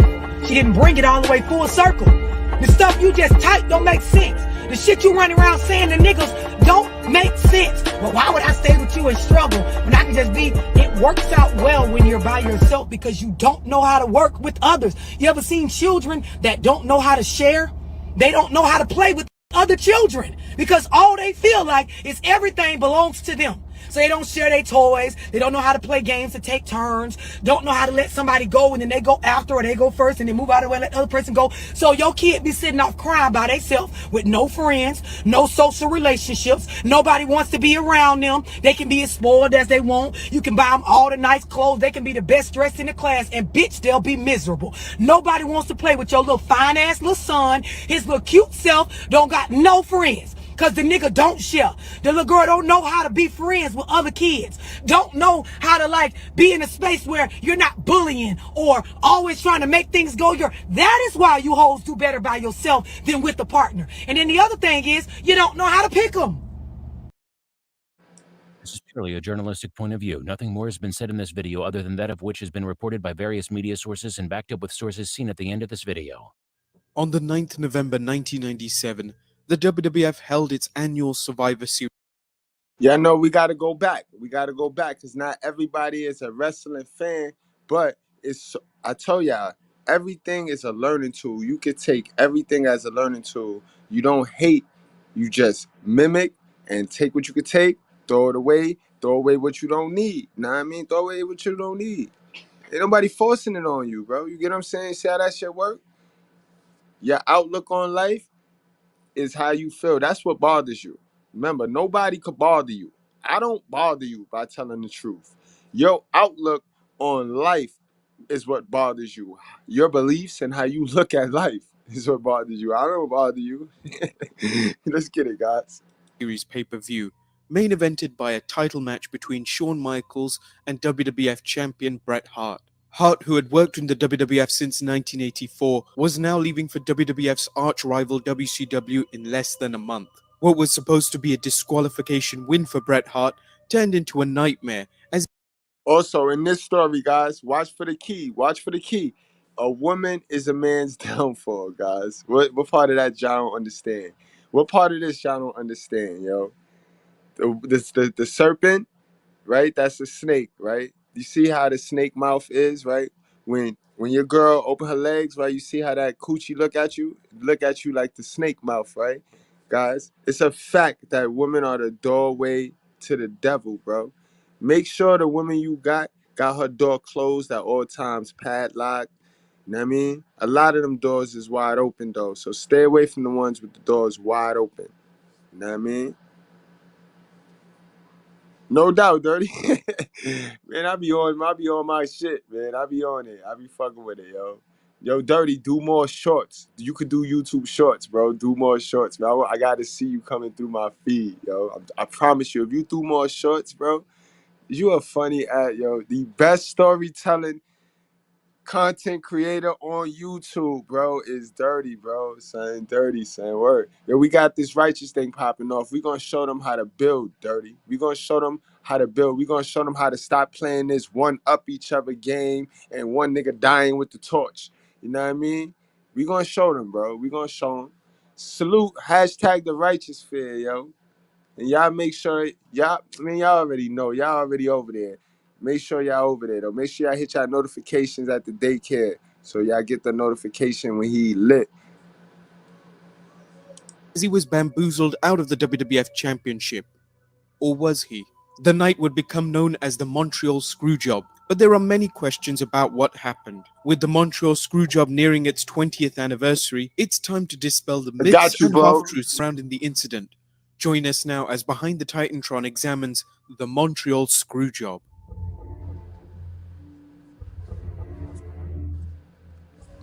This is a good one too. This is a great one because it shows how the woman. Remember, Sunny got in between Brett and Owen, and it's always over a chick, guys. Keep game.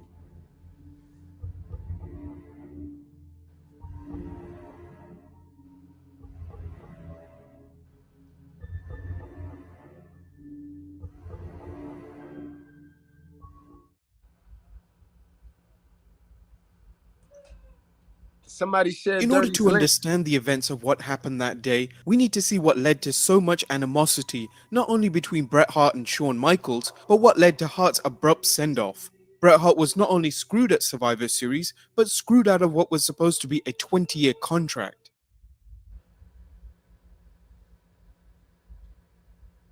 Bret Hart came to the WWF's rescue at the time when the company was facing trouble on multiple fronts. The steroid scandal. Yo, this story is so similar to how modern women do us, bro, right? Vince is the modern woman, of course, in this situation, and Brett would be us, the honest man. We just want to make a living for ourselves. We want to help you. We want to pour our all into you. You know what I mean? When your shit low, when you ain't looking right, we there. You want oh shit, you ain't got enough to pay me this month, but fuck it, bro. Just give me this. I'ma still wrestle my ass off. You see, it's the same way we simp our ass off for these bitches, bro. To make, you know what I mean? Because we feel sorry for them. Because they done programmed us. They done brainwashed us that they sensitive. They less than us. They the weaker vessel. And these bitches is not moving like no fucking weaker vessel. These bitches is moving like the whole tugboat, bro. And we sitting here stuck in they the weaker vessel shit. But just peep how this story play out, guys. Vince being the modern woman, Brett being the alpha male. Scandal was hanging over Vince's head, as well as a federal investigation into steroid distribution. In McMahon's mind, he had to take the company into a different direction. The days of roided out muscle men were over, at least until things settled down. The question was who to take over as WWF champion. Enter Bret Hart. The second generation star had evolved from a solid tag team wrestler into a singles competitor. Hart had held the Intercontinental Championship, seen as a belt to showcase technical wrestlers and an occasional stepping stone to the WWF Championship. Hart had proven himself as a reliable. See what I mean, guys? Vince down on his last dollar. He ain't got no Hulk Hogan. Lex Luger left him. Because remember, that's where he fucked up. He tried to turn Lex Luger into fucking Hulk Hogan. That didn't work. Like, no talent having ass Vince. This is what I be saying. Like, Vince had to let loose of that power. He would have never trapped himself in this predicament. You know what I mean? Plus, the steroid scandal was popping off. So now, them big back wrestlers, they ain't rocking no more. So who comes to the rescue? Man, he come to the rescue. You know how the bitch be on they be on their last dollar, bro. But that ass though, right? Wrestler, and he was known for staying out of trouble outside the ring. Hart, however, wasn't McMahon's only candidate to become WWF champion, though. WWF superstars Tito Santana, Rick Martel, Randy Savage, and Shawn. Hold on, guys. I fucked this whole story up. Scratch that Brett being the alpha, right? Brett is that beta male provider in this situation. Shawn Michaels is the alpha in this situation, and Vince is going to be the modern woman, bro. Peep game. How Brett's the sucker. He's the sucker right now. He's that beta male provider that come to the modern woman rescue when the modern woman to her last dollar. You know what I mean? Now look how the modern woman build her and boost her confidence up off of the beta male provider only to shit on the beta male provider for the wild, reckless alpha male, the nigga that always lying, always same shit. Guys, watch. Peep game. Michaels were all discussed, but each posed challenges in McMahon's mind. Santana was too old and had spent too much time getting wrestlers over to seem like a world champion. Martel was out for the same reason. Like Santana, he was reliable and a skilled technician, but his best days were behind him. While Randy Savage had held the WWF Championship twice, McMahon felt he was too old, despite Savage being a main event player. As for Michaels, McMahon felt the Heartbreak Kid still needed time as a heel. Now that's scandal too. That's another scandal. For my wrestling heads, y'all know that all and everybody went to the grave to that. Only person that can tell us if it's true or not is Steph. With her and the Macho Man. That's a whole nother video. I can't even fit that in this one. You know what I mean? But only Steph know if her and the Macho Man has sexual relations. You know what I mean? But that's another reason why Macho is not in the Hall of Fame. And you know what I mean? It's questions. It's questions behind that. It's questions behind that. But we definitely know he wasn't fitting to pick Macho Man. So all he was gonna pick was fucking Bret Hart. On the 12th of October 1992, Bret Hart defeated Nature Boy Ric Flair for the WWF Championship in Saskatoon at a TV taping for WWF Superstars. The WWF chose not to air the match, an omen of the way the company would treat Hart as champion, a convenience when needed and an inconvenience when not.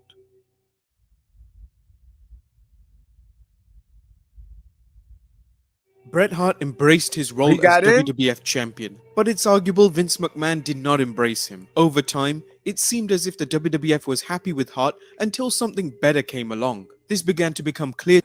Remember what I said, guys. Follow along. You saw how. Let's play that back, yo. He ain't even cared, bro. He started a relationship with Bret, and he just treated him like a straight simp. Hart embraced his role as WWF champion, but it's arguable Vince McMahon did not embrace him. Over time, it seemed as if the WWF was happy with Hart until something better came along. This began to become clear to Hart when Yokozuna defeated Hart at WrestleMania 9 and Hulk Hogan swooped in at the pay-per-view's last moments, defeating Yokozuna in an impromptu match.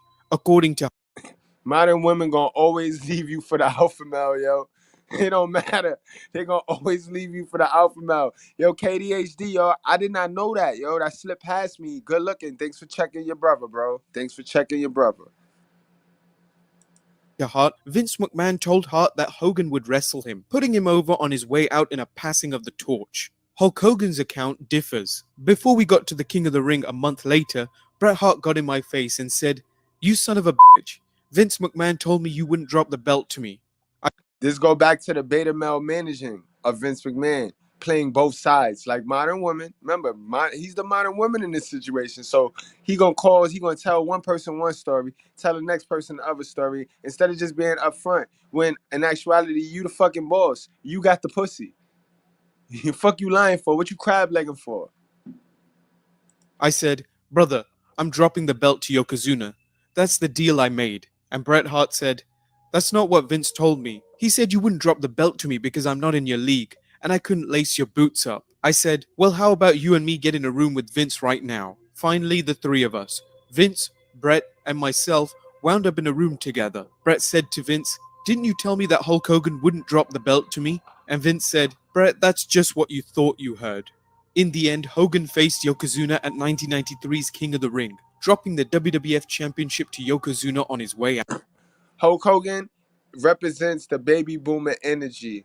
And you is absolutely right, KDH. He says Hulk Hogan is the most selfish person in the wrestling industry. And you know why? Because Hulk Hogan, he's from the old school era. And a lot of these old school niggas, they think that, yo. They always worried about their win-loss record. So Hogan felt like it'll ruin his brand if he lose. Same thing with these old head niggas, bro. They don't want to teach us nothing. They just want to talk about us.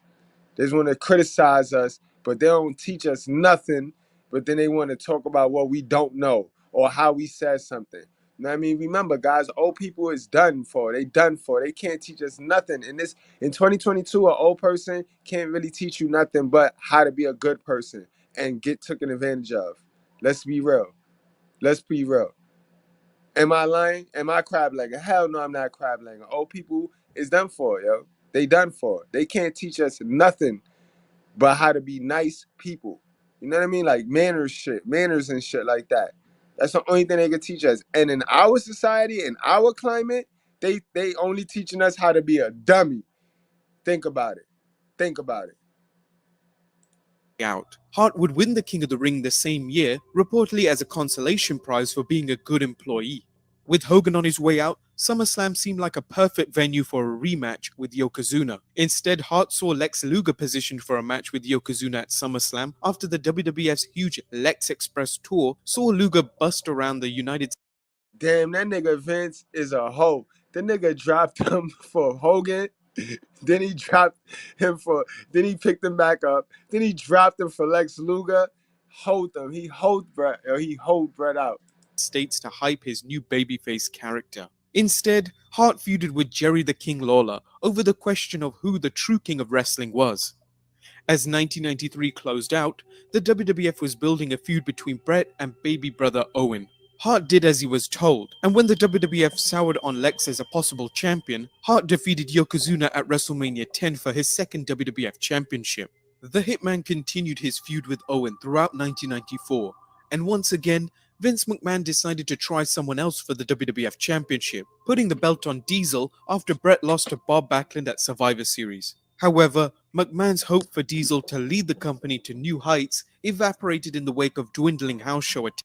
Y'all keeping track? Then he dropped him for Diesel. Wet napkined him. He wet napkined him, yo.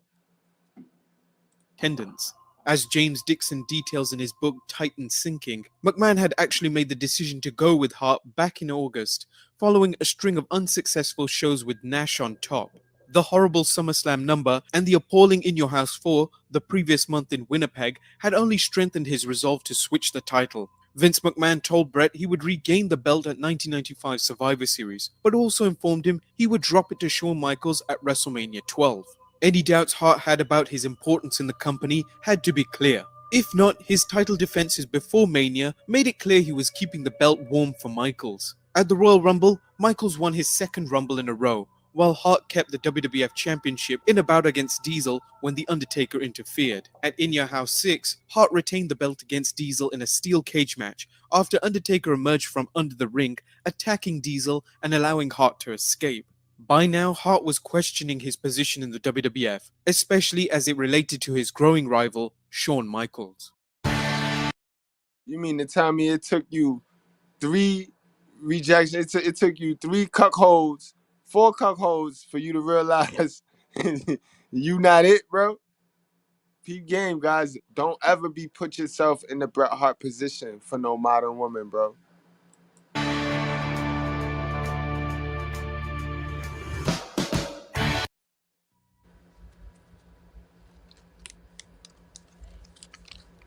No account of the Montreal Screwjob is complete without an examination of the real-life rivalry between Bret Hart and Shawn Michaels. Both men were tremendous superstars in their own way, but just as their style of wrestling differed, so did their lifestyle. Hart, a technical wrestler with an actual grounding in wrestling, was more subdued than the flashy Shawn Michaels, whose high-flying and flashy style in the ring mirrored his hard-living lifestyle outside the ring.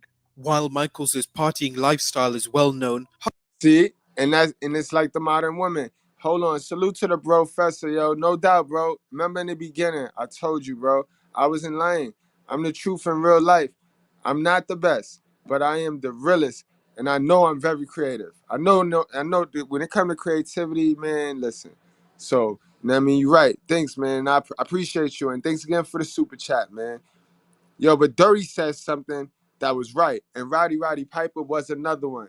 But truthfully, I think Roddy Piper took that stance because when he came through the door, he seen Hogan on that shit. So Piper just he's from Scotland, so you know what it is. He like, nah, I'm not letting this nigga. Nope, he's not fitting to move me like that. Cause remember, Piper was in what's that? What was that? Is that AWA?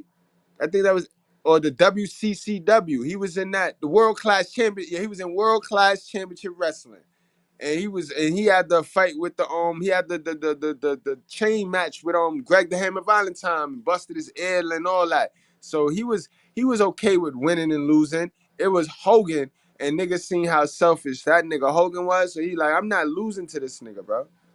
and really was nobody else Piper could lose to in the WWF, because he was that nigga. He was a great bad guy. He was like that nigga. You know what I mean? But definitely Piper is up there.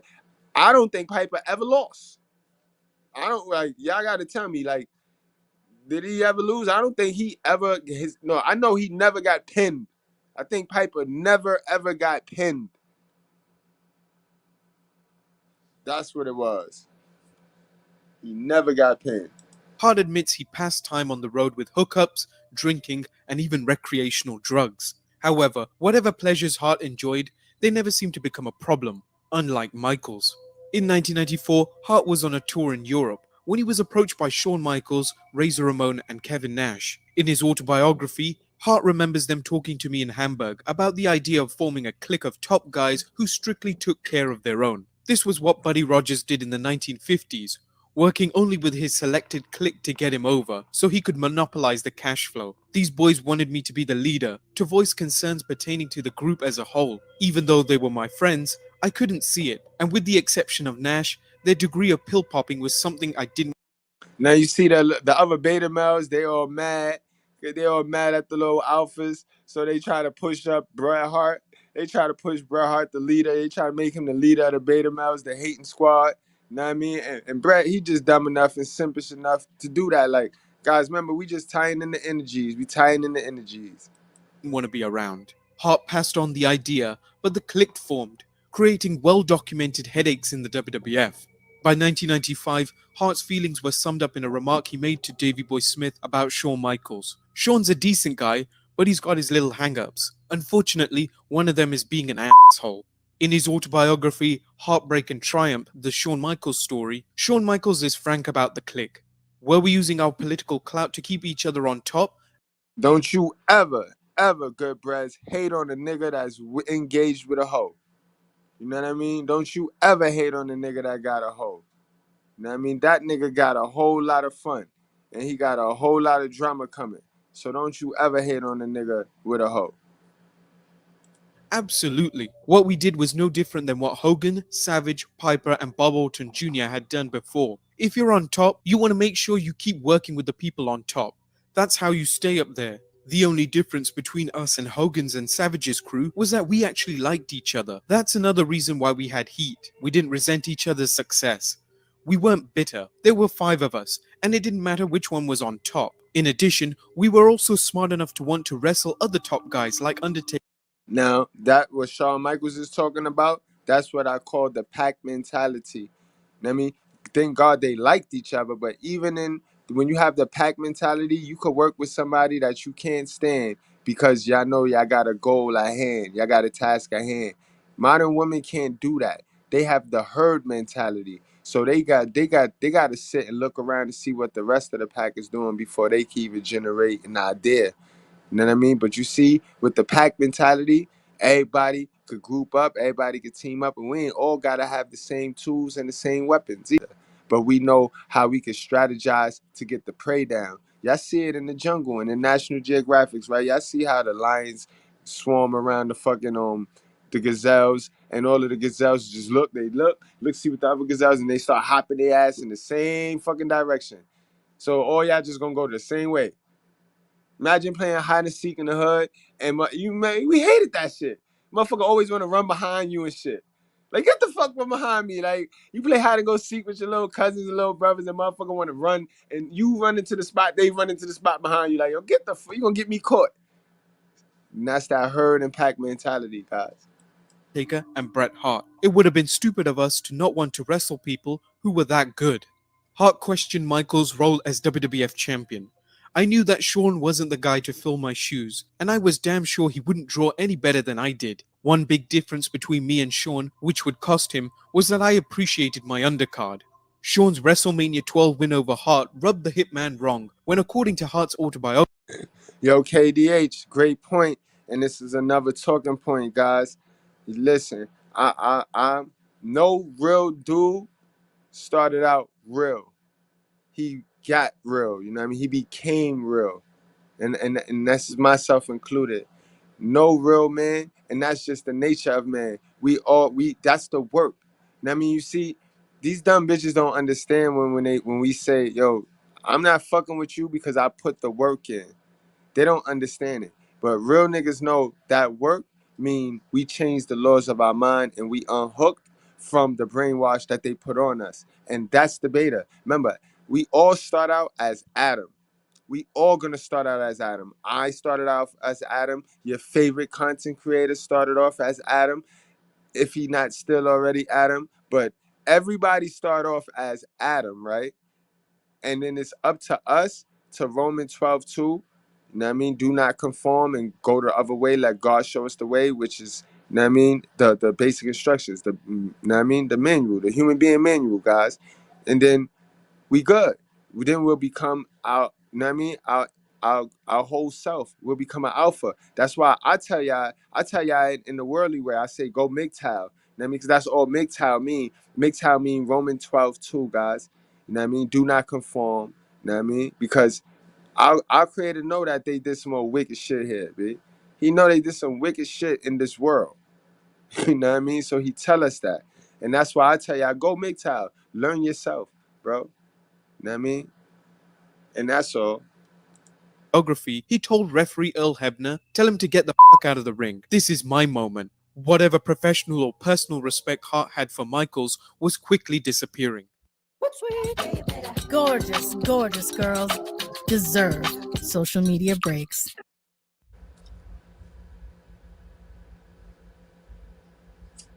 By 1996, Vince McMahon had seen more top stars jump to WCW, forcing him to realize he had to lock up some of his top talent. After WCW unveiled the New World Order at Bash at the Beach, Vince McMahon chartered a plane to see Bret Hart in July 1996. According to Hart, he put a contract in front of me and told me to name my price, whatever you want. He told me Taker and Shawn were making around $700,000 a year. Hart told McMahon he was in no hurry to sign, but just 2 months later, he would face one of the biggest choices of his life. Hart was in Los Angeles making an appearance. Now, if I had to put a Sigma male to this whole story, it would be the Undertaker, because Sigma males are the snipers. Sigma males are your snipers right there. Those are your introverted alpha males. You feel me? Salute to Sigma Nation, my boy A Spade. You already know. Appearance for The Simpsons when Eric Bischoff asked to meet with him. After discussing famous gunfighters, the two got down to business, and Hart claims he told Bischoff he wanted the same deal as Hulk Hogan, plus 1 penny. Bischoff told Hart he couldn't do that, but to give him a figure to take back to WCW. Hart told him $3 million a year and a lighter schedule. Days later, Bischoff countered with an offer of $2.8 million a year and a lighter schedule. And what's sad here is Bret Hart, he is way more talented than what they treating him like. He way more talented. And this just show when a brother don't know their worth, you know what I mean? When a brother don't know their worth, they'll settle for anything. You know what I mean? And then people will treat you like how you walking around, how you moving around. Now, Bischoff was booming at the time. Bischoff was dope. He was the new bitch in town. And that nigga tell you like, yo, I ain't trying to sign you. He ain't have to. He got all the other he got all the other players from Vince. Everybody was dropping like flies, leaving Vince. Leaving Vince, like, oh, this nigga a hoe, this nigga a hoe. I'm going over here, it's a new chick. That ass though over there. And that chick over there, she letting us write our own checks. She letting us write our own checks. So, you know what I mean? For you to get up and go over there and they don't let you write your own check, that right there was disrespectful. Now it was time to talk to Vince. After hearing WCW's offer, McMahon reportedly told the Hitman there was no way he could match it. However, Hart told McMahon he wanted to stay in the WWF and asked him what he could offer. McMahon told Hart to give him some time and he would get back to him. McMahon flew to Calgary and made his offer. Vince said he had a better deal for me than WCW. He wanted to sign me for 20 years as a wrestler, $500,000 a year for the next 7 years on as one of his senior advisors, and then another $250,000 a year for 10 years thereafter to be on standby as the Babe Ruth of the company Vince was always looking for. It was a satisfying feeling hearing him say, "I'll never give you a reason to ever want to leave." Just a year later, Vince McMahon would come to Bret Hart and inform him he could no longer honor his deal, telling Hart to contact WCW about going to work for them. The events that followed would lead to one of wrestling's most treacherous acts, and as we shall see, it never had to happen. Vince McMahon had the money to honor Hart's contract, but he no longer wanted to honor it. Why? Join us next week for part 2 of Behind the Titantron, the Montreal Screwjob. In the meantime, guys, why don't you check out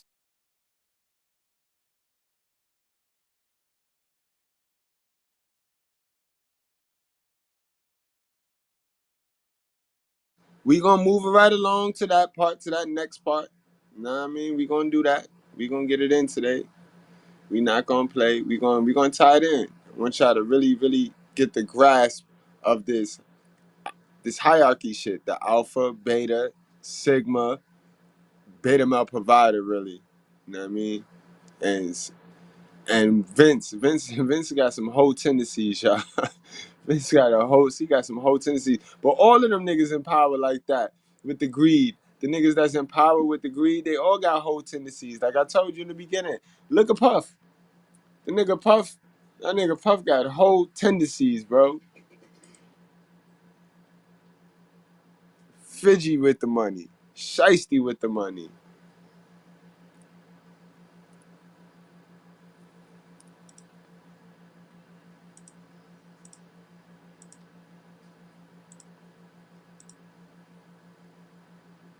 Find a better way to save my money, but I just keep dragging my feet. You know, NerdWallet has side-by-side comparisons of top high-yield savings accounts, so you can be sure you're making the smartest decision. Oh, that's incredible. Wow. NerdWallet, the smartest decision for all your financial decisions. This is purely a journalistic point of view. Nothing more has been said in this video other than that of which has been reported by various media sources and backed up with sources seen at the end of this video. On the 9th November 1997, the WWF held its annual Survivor Series pay-per-view, main evented by a title match between Shawn Michaels and WWF champion Bret Hart. Hart, who had worked in the WWF since 1984. Right, let's get to it. We ain't got to see that all over again.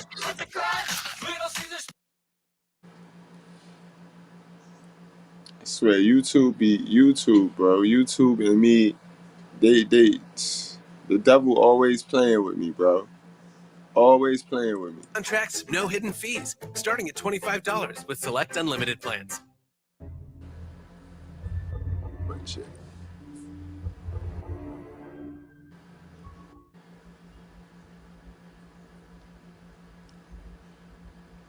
As we saw last week, the WWF kingpin Vince McMahon signed Bret Hart to an unprecedented 20-year contract, promising the hitman, "I'll never give you a reason to ever want to leave." However, that didn't mean others wouldn't give. That's exactly how these modern women be telling y'all, yo. They be getting y'all, especially around Christmas time when y'all be playing the part, taking them pictures and shit with them. Thanksgiving and shit, y'all be sitting up in their crib and y'all be sitting up over there with their family and shit, thinking that their sister is really cool and that their brother really fuck with you and that their mother really, really care about you and shit. They be promising you everything too. And you be eating it up. If she love me, you ain't spend time with your brothers in a minute. You ain't call your brothers. You ain't go to the clubhouse in a minute. You just in love. Give him a reason to leave. In this case, Hart's rival, Shawn Michaels. Hart and Michaels' professional rivalry was turning personal, as each wrestler felt the other was bad for the WWF. Hart was growing tired of Michaels' personal problems and what Hart perceived as a sexually provocative and morally degenerate act in the ring. Michaels felt Hart was too full of himself, overrated and overpaid. Michaels hit the roof when he learned of the sweet deal Hart had signed with the WWF. In his autobiography, HBK recalls his meeting with Vince McMahon once he learned Hart was signed to a $1.5 million a year deal. In 1996, McMahon signed HBK to a $750,000 a year deal. Supposedly, this was the biggest contract ever, and Michaels told McMahon, "I'm just asking you don't pay anyone, except The Undertaker, any more than you pay me. That would be an insult."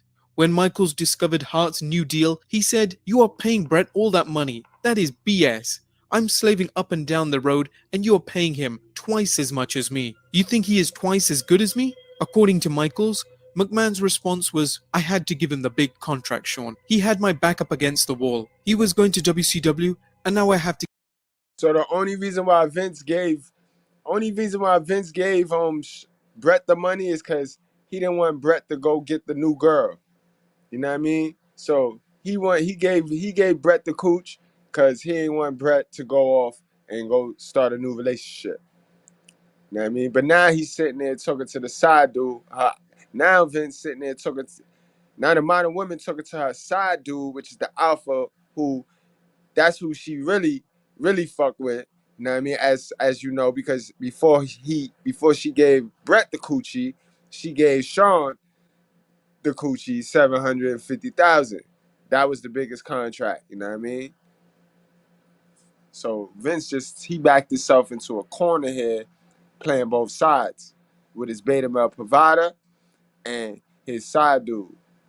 To get the money out of him. While Sean was with McMahon, Hart continued having problems with Michaels. Hart and Michaels were set to meet at WrestleMania 13, reportedly with Michaels set to drop the WWF Championship to Hart, just as Hart did for Michaels at WrestleMania 12. With their series tied at 2, Hart would give Michaels the victory in the third match, putting him over in a best.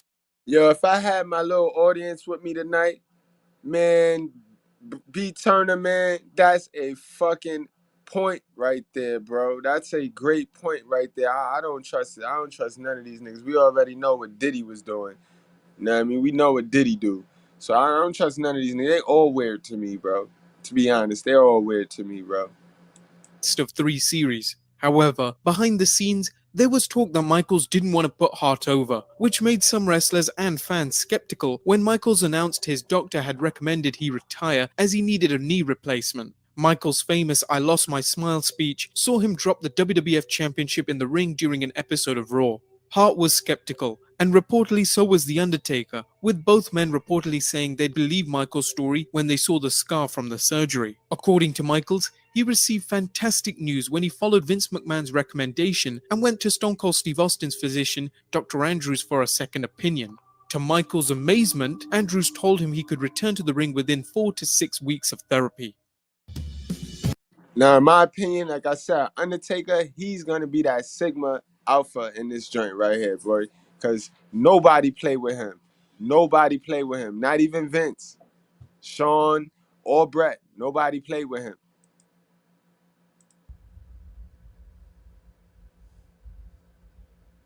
Most fans are familiar with the infamous Sunny Days promo where Shawn Michaels implied Bret Hart, who was married, was having a relationship with WWF Sunny, aka Tammy Sytch. Bret exploded backstage, reportedly attacking Michaels backstage and ripping out chunks of his hair. The incident seems to have come to a head after months of tension between them. Yo, it's a couple of red buttons you do not push, fellas. And dry snitching is one of them, guys. Don't do that. Don't pillow talk. Don't speak man sexual business. That's not cool. That's not cool. Like, you know what I mean? You can still tag the shorty. You can still tag the shorty. You know what I mean? As long as it's not a nigga main chick, because main chicks should be off limits, guys. Main chicks should be off limits. Both men were cutting promos on one another, and they cut too close to home. Here are both wrestlers' sides of the story. Shawn Michaels claims he had grown tired of Hart cutting personal attacks on him, then apologized for it, only to do it again. Michaels admits he intentionally made the Sunny Days comment, but felt there was no denying Hart's affair with Sunny. Hart recalls not hearing the remarks when they happened, but learning of them when he went home, and his family was understandably upset by them. Hart's brother-in-law Jim Neidhart asked him not to physically attack Michaels. Some sources indicate Neidhart was concerned because he'd just been picked up by the WWF and might be fired if Hart physically assaults him. Neither man spoke to each other for weeks. In Hart's autobiography, he claims he tried to talk things out only for Michaels to swear at him.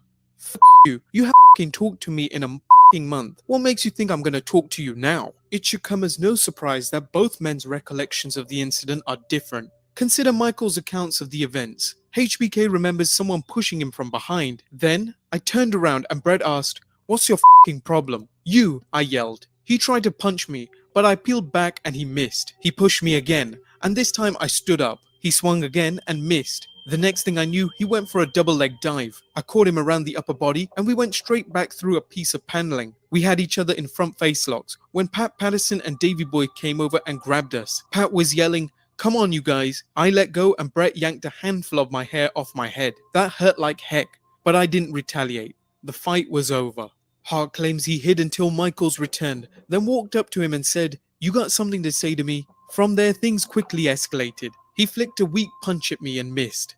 Balancing awkwardly on my good leg, I popped him on the chin, rocking him on his heels. He came for me, but I grabbed him by his long hair and pretended I was doing a hammer throw at the Olympics. I was dragging him around the room when a hysterical Pat and frantic Lawler ran in and jumped on top of me. Unable to pry me off, Pat shouted for other wrestlers to help, but Davey and Crush had no intention of saving Sean. It was nothing but a scratch fight really, but when we were finally separated, clumps of Sean's previous hair fell from my hands. I blasted him. "Don't me or my family, you little f***er." In the book Tightly Screwed, Jim they in Cornette the is back, yo. They in the back like bitches. They fighting like bitches, yo. Guys, don't fight with your brothers, bro. Don't fight with your brothers. It ain't nothing ever that serious, bro. If a nigga not trying to kill you, leave him alone, bro. Dead ass. As long as a nigga not trying to kill you, take something from you, ain't no need to be fighting with your brother, bro. Know what I mean? You working for white supremacy now. You hanging and you're performing a whipping. You're performing a whipping. You know what I mean? That's exactly what you're doing. You're performing a whipping. quoted as saying Brett was killing him. Sean couldn't whip cream with an outboard motor in a real fight, much less Bret Hart. Finally, Gerald Briscoe was able to pull Hart off Michaels. Fans can decide which account, if any, to believe. Michaels then reportedly stormed into Vince McMahon's office and told him, "God damn this bullshit. It's not safe to work here anymore. You've got a goddamn lunatic in there. You've obviously worked him into a frenzy or somebody has. Fuck this shit. Vince, I'll never work for you again." Vince McMahon suspended Michaels without pay, claiming he was in breach of his contract.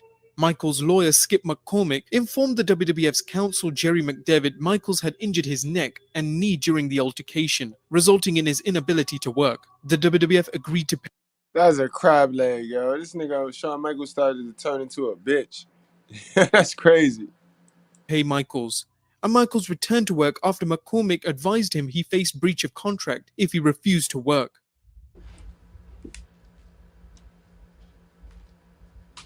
In Wrestling with Shadows, Bret talked about the realization that Michaels was turning heel at SummerSlam, something he wasn't happy about. Hart knew what that meant for his role as the WWF's #1 heel.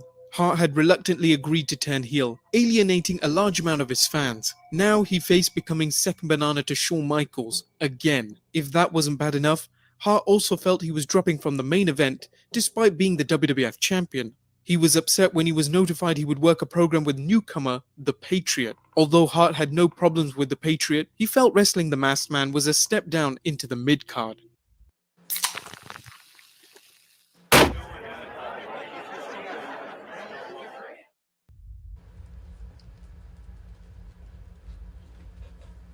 On the 22nd September 1997 at Madison Square Garden, Vince McMahon approached Bret Hart and told him in no uncertain terms he could no longer honor his contract. On the documentary Wrestling with Shadows, Hart recalls how McMahon told him the WWF was in financial peril. McMahon told Hart to pursue negotiations with WCW, giving him his full blessing since Bret had always been loyal to him. Bret told McMahon he wanted to stay with the WWF and money wasn't an issue. In Wrestling with Shadows, Hart talks of how he saw Vince McMahon as a father figure, how he owed his success to McMahon, and how he felt he'd be walking out on his own father if.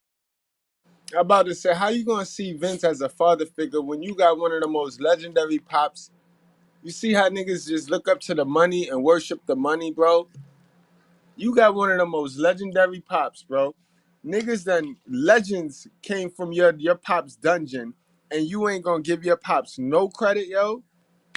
You ain't gonna give your pops like Vince is like not Vince, the money, greed.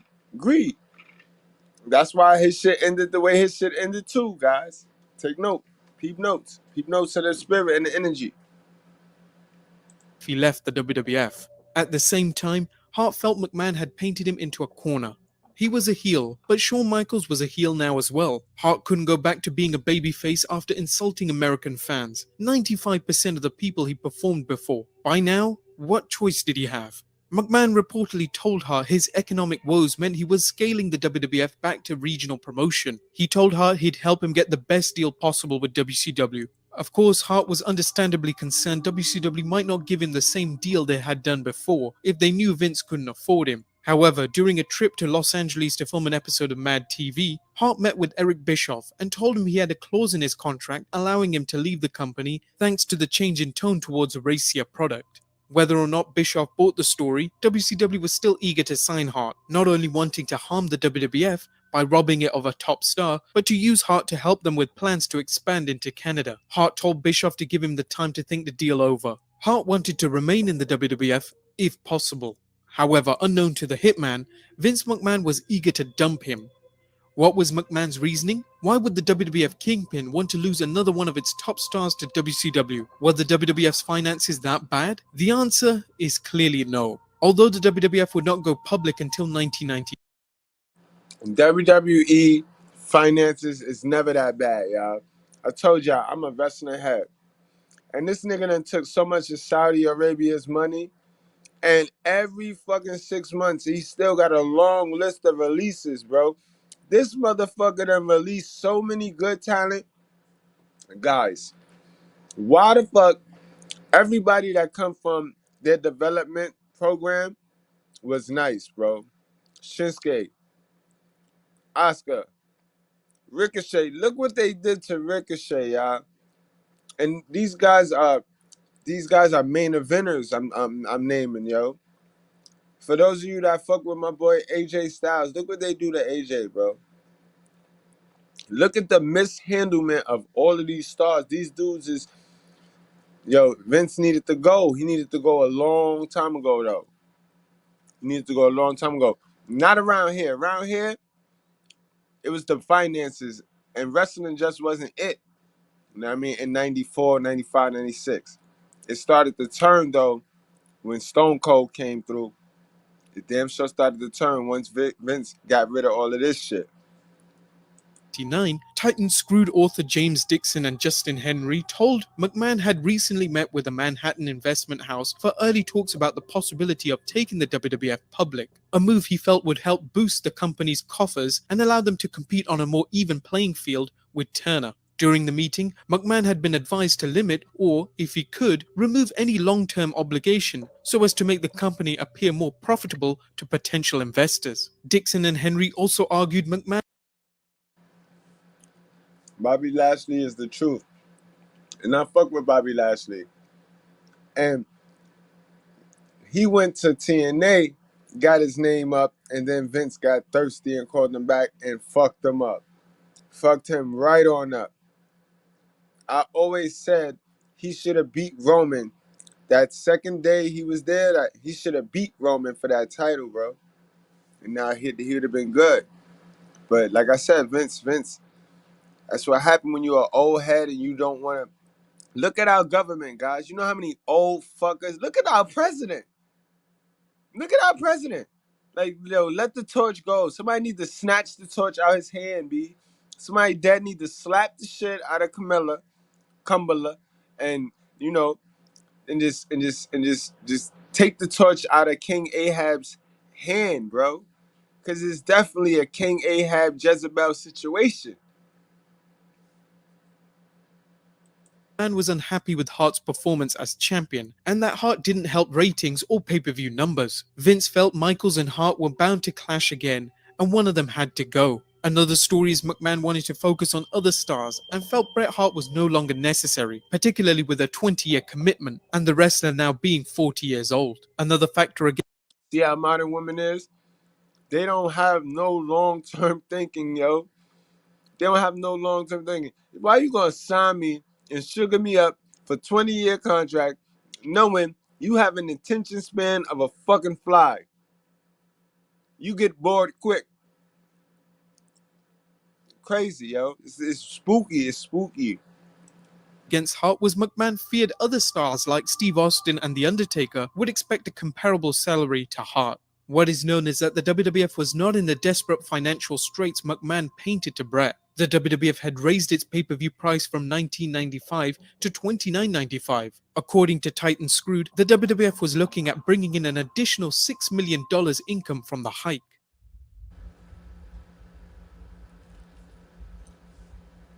Although Bret Hart negotiated a fantastic deal, he told Vince McMahon he wanted to stay with the company. With the deadline looming to sign the WCW contract, Hart reached out to McMahon several times. It's crazy how beta male providers, they love bad treatment, bro. Mind you, this the same dude that got a legendary pops gonna call this nigga his pops. And this nigga then told him in so many different languages, I don't want you no more. And he still want the bad treatment, y'all. Don't be addicted to bad treatment, yo. You worth something, bro. You worth something.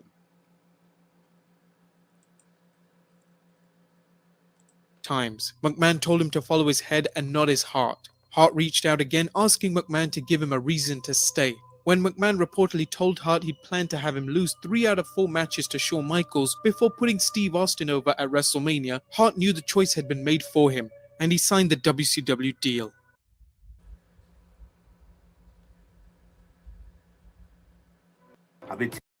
See, I call Vince and a lot of these celebrities, I call them blue pill alphas because they got the money, but they blue pill. So they simps. They all simps.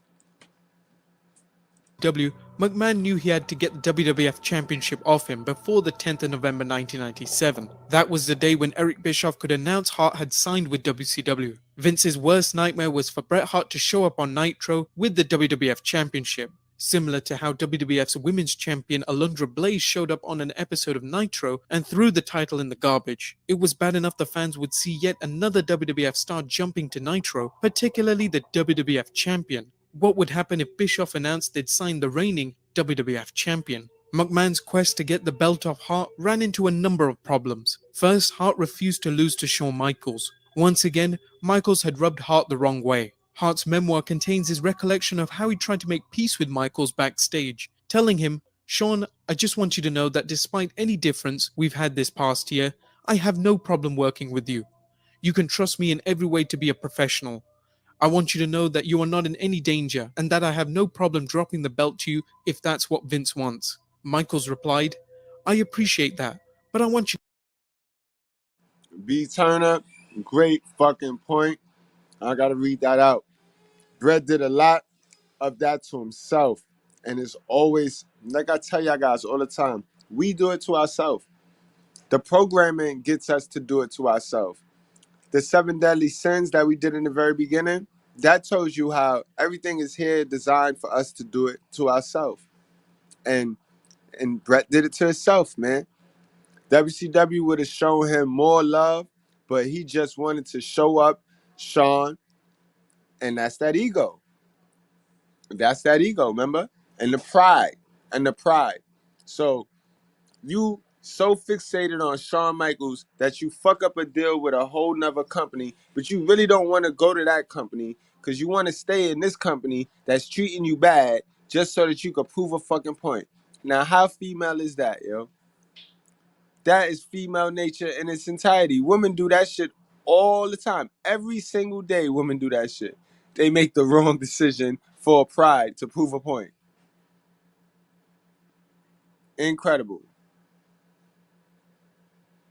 You to know that I'm not willing to do the same for you.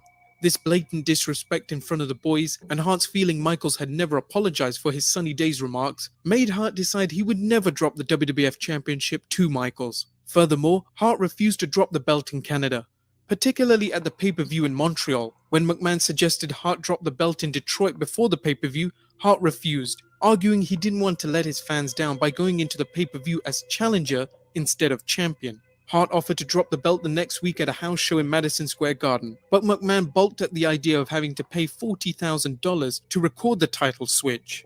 With Hart refusing to do the time-honored tradition, and McMahon facing the disgrace of WCW announcing it had signed the WWF champion, Vince McMahon was running out of options until an offhand remark led to McMahon devising one of the most controversial swerves in wrestling history. Join us next time as we look at the Montreal Screwjob as well as its long-term ramifications in Behind the Titantron, the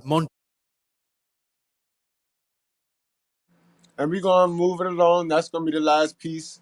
That's the last piece. I ain't gonna hold y'all no more after that. You know what I mean? But y'all see how it's brewing. You see how it's brewing now. Vince, the modern woman, dead in the middle. He done lied. She done lied to a side chick, to her side dude. She done lied to her beta male provider. And she pregnant now. Now she pregnant.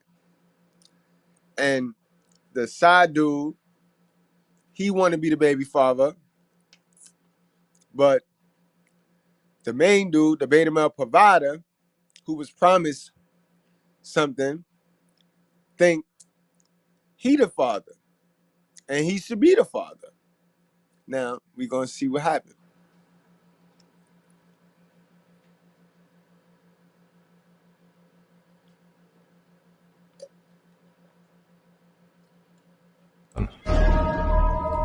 My son, keep my words and treasure up my commandments with you. Keep my commandments and live. Keep my teaching as the apple of your eye. Bind them on your fingers, write them on the tablet of your heart. Say to wisdom, you are my sister, and call insight your intimate friend, to keep you from the forbidden woman, from the adulteress with her smooth words. For at the window of my house I have looked out through my lattice, and I have seen among the simple, I have perceived among the youths a young man lacking sense, passing along the street near her corner, taking the road to her house in the twilight and the evening, at the time of night and darkness. And behold, the woman meets him, dressed as a prostitute, wily of heart. She is loud and wayward, her feet do not stay at home. Now in the street, now in the market, and at every corner she lies in wait. She seizes him and kisses him, and with bold face she says to him, I had to offer sacrifices, and today I have paid my vows. So now I have come out to meet you, to seek you eagerly, and I have found you. I have spread my couch with coverings, colored linens from Egyptian linen. I have perfumed my bed with myrrh, aloes, and cinnamon. Come, let us take our fill of love till morning. Let us delight ourselves with love. For my husband is not at home. He is gone on a long journey. He took a bag of money with him. At full moon he will come home. With much seductive speech she persuades him. With her smooth talk she compels him. All at once he follows her, as an ox goes to the slaughter, or as a stag is caught fast till an arrow pierces its liver, as a bird rushes into a snare. He does not know that it will cost him his life. And now, O sons, listen to me, and be attentive to the words of my mouth. Let not your heart turn aside to her ways. Do not stray into her paths, for many a victim has she laid low, and all her slain are a mighty throng. Her house is the way to Sheol, going down to the chambers of death.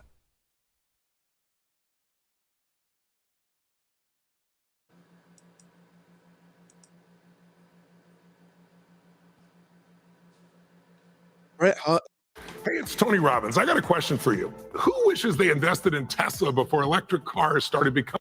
And Vince McMahon had reached an impasse about Hart dropping the WWF Championship to Shawn Michaels at Survivor Series in Montreal, Canada. Bret was adamant about refusing to lay down for Michaels, especially after Michaels insulted him in the locker room when he told Hart he wouldn't lose to him. With Bret Hart having reasonable creative control for his last month in the WWF, there were limits to how the WWF could take the belt off him. While McMahon was insisting Hart drop the WWF Championship before the 10th November 1997, the day Eric Bischoff had promised Hart he wouldn't announce his signing until Monday Night Nitro on that date, Bret remarked in the documentary Hitman Hart Wrestling with Shadows that he'd worked over 300 dates in 1997, considerably more than 275 dates required by contract. If so, Hart was under no obligation to show up for Survivor Series. This seemed unlikely though, as Hart's commitment to the WWF has always been solid. In his 14 years working for the company, he'd claimed he'd only missed 2 dates. McMahon seemed confident that Hart wouldn't betray him by showing up on Nitro with the WWF Championship, but he was also confident WCW's Eric Bischoff would do whatever he could to capitalize on Hart's signing. Remember, guys, that would have been the total disrespect right there, to take the title and go with it and show up on another TV. That would have been total disrespect, which would have been absolutely payback for Vince, because Ric Flair damn sure did bring that big ass WCW title and had that shit all on WWF TV back in the days too. So you see how they don't like when you give them a taste of their own medicine, though. They don't like that shit. You know what I mean? So he was trying to do everything in his power so that Bret Hart don't take that baby on over there and chill with the new bitch with her baby. You know what I mean? That's what it was all about. It was about that baby. You know what I mean? Which is that WWE title. You know what I mean? He ain't want Bret Hart to take that shit on over to WCW and wallop around. You know, modern women, they don't play that shit with them with their property. Why is she around that bitch? Why is she around that bitch? Same shit, guys. In an interview with Kayfabe Commentaries, Jim Cornette said Vince McMahon didn't trust Eric Bischoff after the Medusa incident. He said Vince put himself in a bad position when he kept the belt on Hart before he made his decision to go to WCW. When McMahon told Cornette Hart had suggested handing the WWF Championship to him on Raw, Cornette told him, "Why don't you lay..." Modern women gonna always make a bad decision because they get too greedy. And look, they got that word, the seven deadly sin. They too greedy to win. They don't understand. They step over their own feet. They step over their own feet. They funny. They real entertaining. They are very entertaining, guys. I mean, this is why you better off not dealing with them. Just sit back and watch them. Fuck with you. Why you want? You don't need to be that close. You get a front row seat and not have to be that close. Like, you know what I mean? down in the ring and let him in your mouth. In a shoot interview, Eric Bischoff recalls there was no way they would pull a stunt like that with Bret because WCW was buried in litigation following Kevin Nash and Scott Hall's jump to WCW. The WWF had sued WCW, alleging they were using Nash and Hall's Diesel and Razor Ramon characters, implying they still worked for the WWF. In the interview, Bischoff said he couldn't have recreated the Alundra Blaze angle even if he wanted to. Whether or not Bischoff's remarks are true, Vince McMahon was growing more concerned. It was true because he knew he would have got sued. You know what I mean? He would have got sued. You right, KDH. He would have got sued. And he knew that. That's why he said that. He knew that he would have got sued. You can't do that. And Vince knew, but because that's why every time he came on his TV, he had that little blur shit on it. You know what I mean? Only if you had the little cable box with the little click, click, click, click, click shit in the back. Those of you that know, y'all know. Back in the days, they had the little free cable. If you had that box, you knew a crackhead in the neighborhood, you had that box, bro. And you just click, click, click in the button in the back, and you get the free cable channels. If you had that box, you saw everything. It was, you know what I mean? That's where the pornos and the Spice Network and shit. This before social media, y'all. Before social media. Leading him to consider options he might not have considered before, such as a double cross. Although the moment when Vince decided on a shoot are unknown, we do know this. Things were looking grim when Jim Cornette jokingly suggested McMahon put Ken Shamrock in the ring with Bret and pull a shoot. Cornette said McMahon's options suddenly changed. According to the book Titan Screwed, it's arguable the seed had been planted in McMahon's mind and he was looking for someone else to suggest what he was now considering himself. McMahon then met with Shawn Michaels and Hunter Hearst Helmsley to discuss Michaels' match. McMahon implied he was having problems getting the belt off Hart when Helmsley chimed in. Michaels recalls in his autobiography Heartbreak and Triumph how he and Hunter spoke on the phone weekly with McMahon to discuss creative ideas. McMahon told of Hart's refusal to drop the belt in Canada, explaining his hands were tied due to Hart's creative control. It was at this point Hunter Hearst Helmsley reportedly said, "I know I'm not supposed to be talking here. Maybe I'm out of line, but what kind of business is this? Who in the world says, I don't want to drop the belt? You helped him get a better deal there and he is leaving. That isn't right. That is BS. How in the world can you trust him?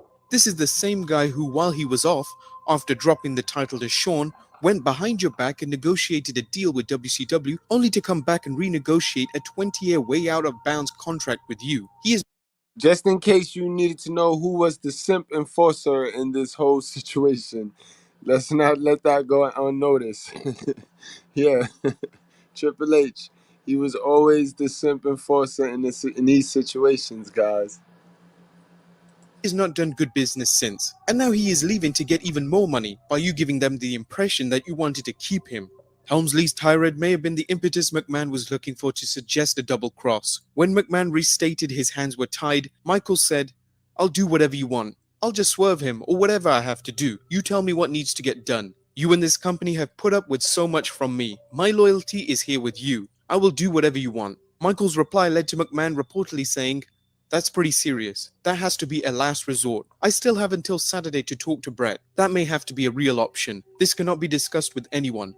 Pat can't know, nobody can know about this but the three of us right now. It's something we will have to talk about." By Saturday night, it was clear to Vince McMahon that Bret Hart wasn't going to drop the WWF Championship the next night at Survivor Series. McMahon met behind closed doors with Hunter, Michaels, and Gerald Briscoe. McMahon announced his decision to proceed with the double cross and told all three men no one else was to know about the coming action. While speculation has ran rampant that Pat Patterson or Jim Ross knew, numerous parties have stated McMahon kept them out of the loop, as Patterson, the head booker at the time, and Ross, in charge of talent relations, were too close to the boys for them to be tainted by such a scandal. It's likely nobody would have trusted them after this.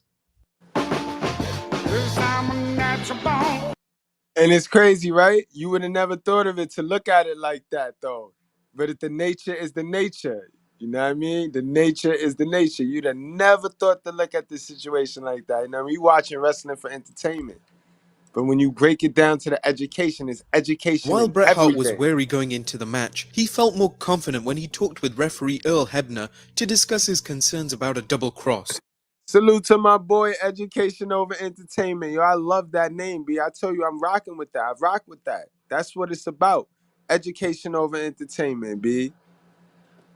Pat Patterson. Yes, sir. Yes, sir. That's how you know. That's how you know that other comment you made earlier, that shit exists, man. That shit exists, man. These niggas is weird, man.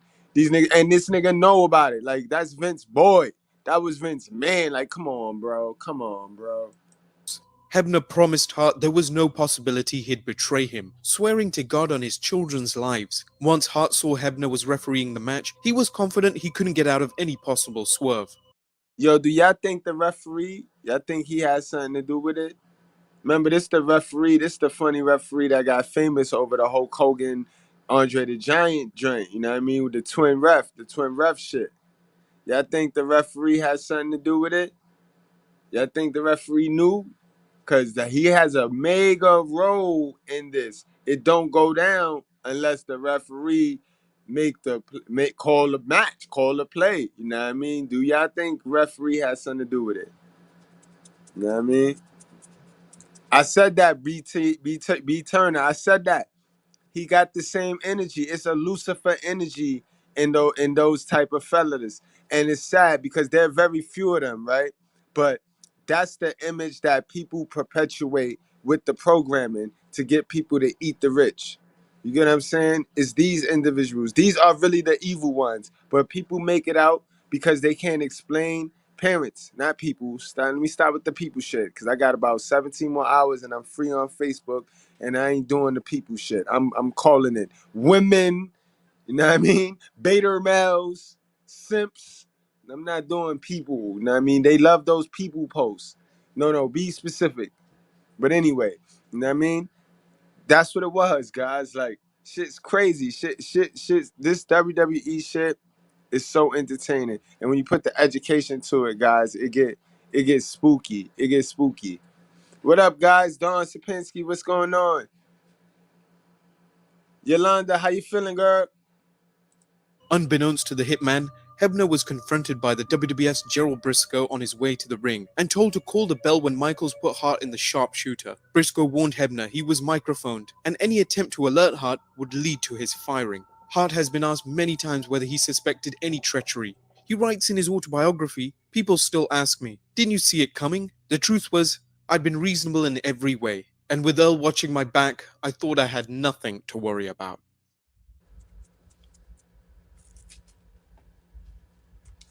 9th November 1997 saw Bret Hart meet with Vince McMahon to discuss Hart's upcoming match and Hart and McMahon's long relationship. Unknown to McMahon, Hart was wearing a hidden microphone, so the conversation was recorded. McMahon and Hart went back and forth on the finish for Hart's match, Hart suggesting he retain the WWF Championship, but forfeit it the next night on. Now, I'm not the dumbest person in the world, right? But y'all caught that? Yeah. Did y'all catch that? Now, I'm not the dumbest person in the world, right? But listen, this nigga Vince McMahon, he got niggas recording his conversations, and I run the staff now. That's called hostile environment. That's harassment right there. That's harassment. That's harassment. So Vince is out here harassing his employers. Like, you creating a hostile environment with this favoritism and this halo shit. And that's sad, B. That's crazy. Raw. McMahon told Hart the match would end in disqualification when DX interfered in the match. However, McMahon had something else planned for the Hitman. Hey, you know what I just noticed too? Hey, thank you, Don Sapinski, for the 99-cent super chat. Guys, you know how dirty folks tell you these modern women are professional fight promoters? Look at what the fuck happened. What did I say Vince McMahon was? I said he was the modern woman, right? What the fuck did he just do just now? Then he back himself in a corner fight promoting. Salute the dirty, bro. Hart met with Shawn before the match to have a final heart-to-heart. Michaels remembers Hart and him talking about putting things in the past, and how Hart explained his reasoning for not wanting to drop the title. To Michaels, Hart's need to keep the title in Canada defied the understanding the business is a work. In his autobiography, Michaels recalls, "I was thinking, you take yourself pretty seriously, don't you? He's dropping a title, but it's the same title someone else let him win. I know the first time you win it, it's real, but it always remained real for him. It was just a conversation that I couldn't believe I was having with a guy who had been in the business for 20 years and was 40 plus years old." Despite Hart's refusal to drop the belt, Michaels claims he felt terrible when Hart asked him if he could trust him, and he replied yes. According to Michaels, "Despite all our problems, I really felt bad for him because I knew this was the end and he had no idea what was coming." When Shawn Michaels went to the ring, he noticed a congregation near the gorilla position. In his autobiography, Michaels noted, "Hunter was there, so was Briscoe. Vince started drifting to us and All the Semper forces was lined up. All this, and it still couldn't save him. He still got punched in his eye. Yo. Pat was there as well. Then Davey Boy and Owen Hart came up next to us. The finish, as far as everyone else knew, was that Hunter was going to come down and interfere, and then those guys would come down and there would be a big fight and a DQ. But when the guys are going to do a run-in, they don't stand at Gorilla before the match starts. It was very unusual for them to be there. I was thinking they were there in case something happens. Vince McMahon's sudden appearance at ringside wasn't out of the ordinary, as he'd been involved in a storyline with building tension between him and Brett. For storyline purpose, McMahon was there to try and get the match under control, as Michaels and Hart battled in and out of the ring, including the crowd. The reality was McMahon's true purpose was to make sure that the bell was rung before Hart had a chance to stop Michaels during the double cross. In his autobiography, Brett remembers Shawn applying the sharpshooter, but not getting it in right. He then corrected Shawn, unaware he was pulling the trigger on the double cross. Moments later, Earl Hebner motioned for the bell to be rung. As Michaels' music played, Hart realized he had been double-crossed. Hart held on to Michaels at first, but then got up, spitting in Vince McMahon's face. Hart recalls his anger and emotion. You see, he go Clifford Burns. He go Clifford Burns, and this is why I tell you, he should have been detached from the modern woman, Vince McMahon. And it's every man have their breaking point. Every man have their breaking point. You know what I mean? And remember, I tell you, stay out your feelings. Because if the person could get you emotional, they could control you.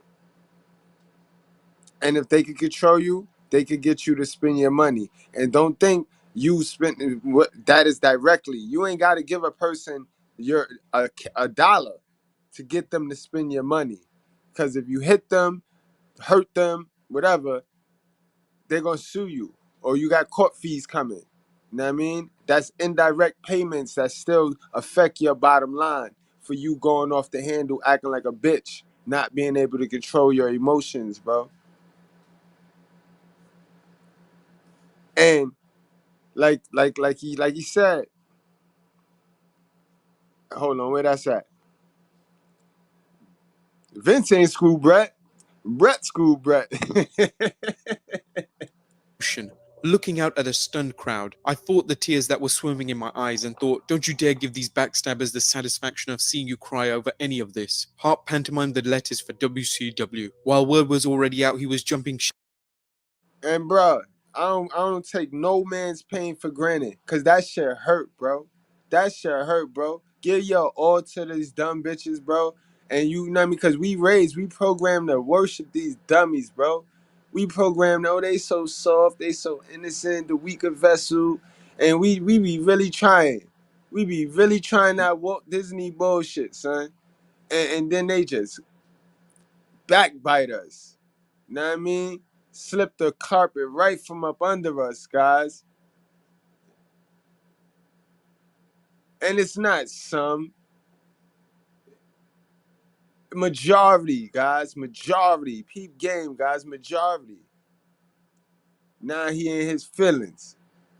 Gonna make himself look all crazy. Now he's setting her clothes on fire and shit. This is equivalent to a man setting a bitch clothes on fire after the bitch done dumped you like 4 times, treat you like a wet napkin. Now you upset. And you have a right to be upset, guys. So I'm not talking down on his feelings, right? But you see what led to that. You could have been avoided. It could have been avoided. And that's what we got to start learning how to do that. We got to start learning how to heed these red flags. Heed these red flags, bro. shipped to WCW. Hart wanted as many people to know as possible. I bet he did, and that's how girls do. That's how girls do. As soon as they break up with you, they run their ass to Facebook for advice. They run their ass to Facebook and post their little posts and try to get 100 bitches that thinks that same ideology to cater to their stupidity. Triple H shuttled Shawn Michaels out of the ring. As Bret Hart remembers, the fans looked close to a riot. The thought of fans attacking them had to be running through Shawn and Hunter's mind. Walking inside, only to see Shawn sitting in the corner. Shawn, you weren't in on that? I swear to God, I had nothing to do with it. With the Wrestling with Shadows crew still filming everything, Hart debated whether or not to attack Michaels. I wanted to rip Shawn to shreds deep down. I knew he was in on it all the way, but I didn't want to lose my cool in front of Blade. Hart warned Michaels he'd judge him by what he did the next night on Raw. In the meantime, The Undertaker reportedly stormed up to Vince McMahon's office and demanded that McMahon face Bret Hart. As the WWF's locker room leader, it's likely The Undertaker understood an explanation was due, not only to Hart, but to the boys in general. You see, that's why I said Undertaker would be that Sigma, you know what I mean? Undertaker would be that Sigma in this. Multiple sources state that The Undertaker went to McMahon and told him he owed Hart an apology. Hart apparently had to change his mind when McMahon and his entourage showed up. Hart warned McMahon to leave or get hit. However, McMahon refused to leave. Hart says McMahon's group tried to clear out the dressing room, but Davey Boy Smith told Owen to stay, reminding him of what happened to Bruiser Brody when promoter Jose Gonzalez allegedly stabbed him to death in the dressing room showers.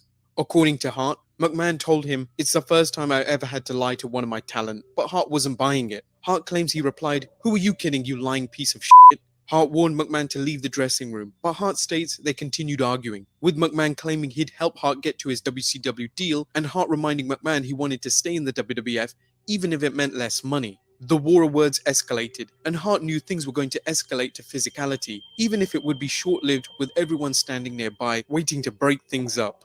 Hart recounts, "I picked up my knee brace, thinking to smash Vince over the head with it, but I tossed it down, declaring, 'I won't need this,' and went straight for him. Cockily, Vince came back at me, and we actually tied up.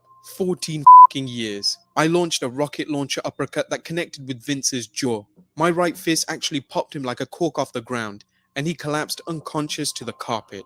Like many of the accounts here, there are conflicting reports of what happened. Shawn Michaels claims McMahon let Hart strike him, suggesting he even took a dive. In subsequent interviews, McMahon would claim he had given Hart a free shot. While there's no conclusive proof of whether Vince took the punch or McMahon made the mistake of stepping to Hart, the footage from Wrestling with Shadows shows a dazed Vince McMahon walking out of the dressing room. The WWF Championship was off Bret Hart, and Hart was on his way to WCW. The fallout from the Montreal Screwjob saw the birth of the Mr. McMahon character, one of the key moments in the Monday Night War. Eventually, Bret Hart, Shawn Michaels, and Vince McMahon reconciled over the Montreal Screwjob after years of guilt and bitterness. 20 years later, the Montreal Screwjob remains of one of wrestling's most controversial incidents. Fans still argue whether the events of the 9th November 1997 were an underhanded power play against Hart, or an elaborately worked scheme to draw controversy for both the WWF and Bret Hart on his way out of the company.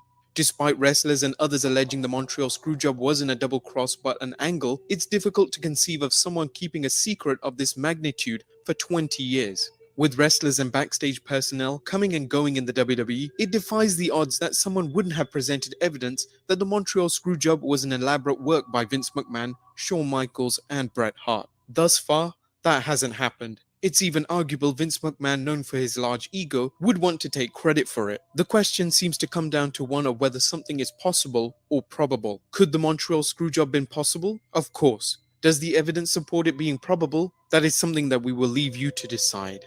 Let us know in the comments below, guys. I hope you've enjoyed this.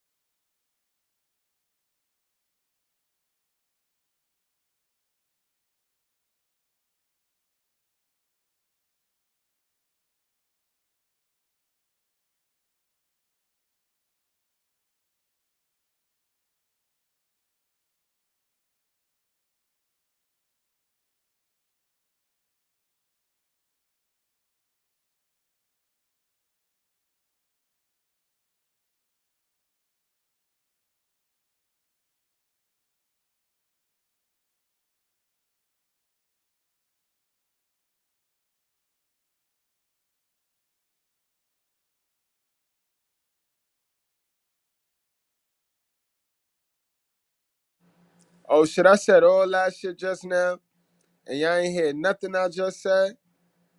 All right, cool, cool.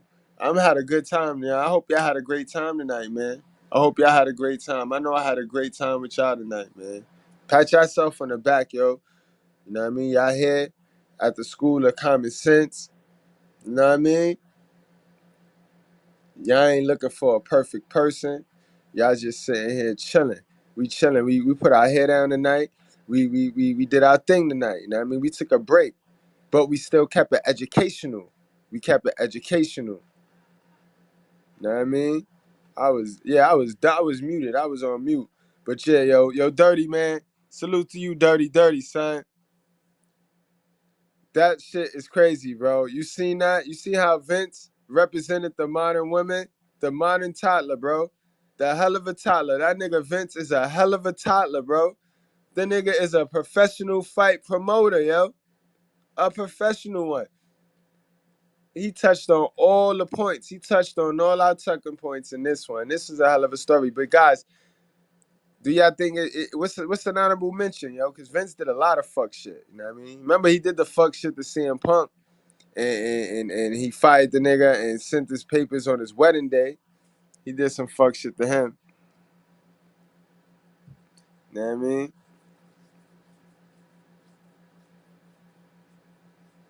Yeah, he be beefing with Vince got beef with everybody, yo. He got beef with everybody. You know what I mean? I'm glad he just stepped down. It's a great day to be a wrestling fan. Plus, like I said, wrestling is about to be PG-14 or some shit like that. So, you know what I mean? Now they could bring back the chairs. You know what I mean? They could do some blood, and they could get real creative with it. Man, I'm proud of y'all Goodbreads, man. I'm proud of y'all, man. I'm proud of y'all. Y'all really doing what it do, man. Y'all doing what it do. Y'all definitely doing what it do. I see the growth in the analytics.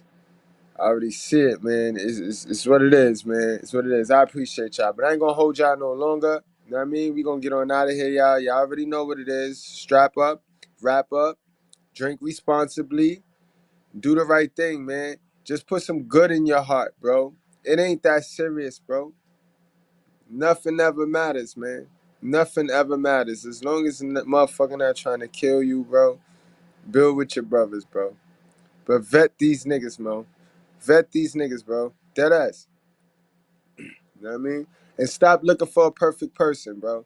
Your messenger is not gonna be a perfect person. I told you already. The person that your hell of a mother programmed you to hate, those people are the people that own the pieces to your puzzle. You got to link with your brothers, cause 9 times out of 10, she told you that not hate a man. She told you to hate a man, or your uncles, or you know what I mean. And even if she ain't tell you to hate them directly, she told you about how shiesty she was to them. She ain't showed them no love, so why would you show them love? So in any event, you don't show no men no love. You know what I mean? Get out of that. Shake that. Because this is not a dolo solo world. This is not a vigilante mission. We not on a vigilante mission, yo. You know what I mean? This is going to take teamwork. You know what I mean? It's going to take teamwork. But all right, guys. For those of y'all watching on the playback, 2 videos is going to pop up. One on your left, one on your right. And you can click into those right now. And we going to exit out of here on our Righteous Fair intro. Guys, I appreciate y'all, man. Keep doing y'all thing. Keep liking. Keep sharing. And make sure y'all set y'all notifications. Because y'all know YouTube be on some funny shit.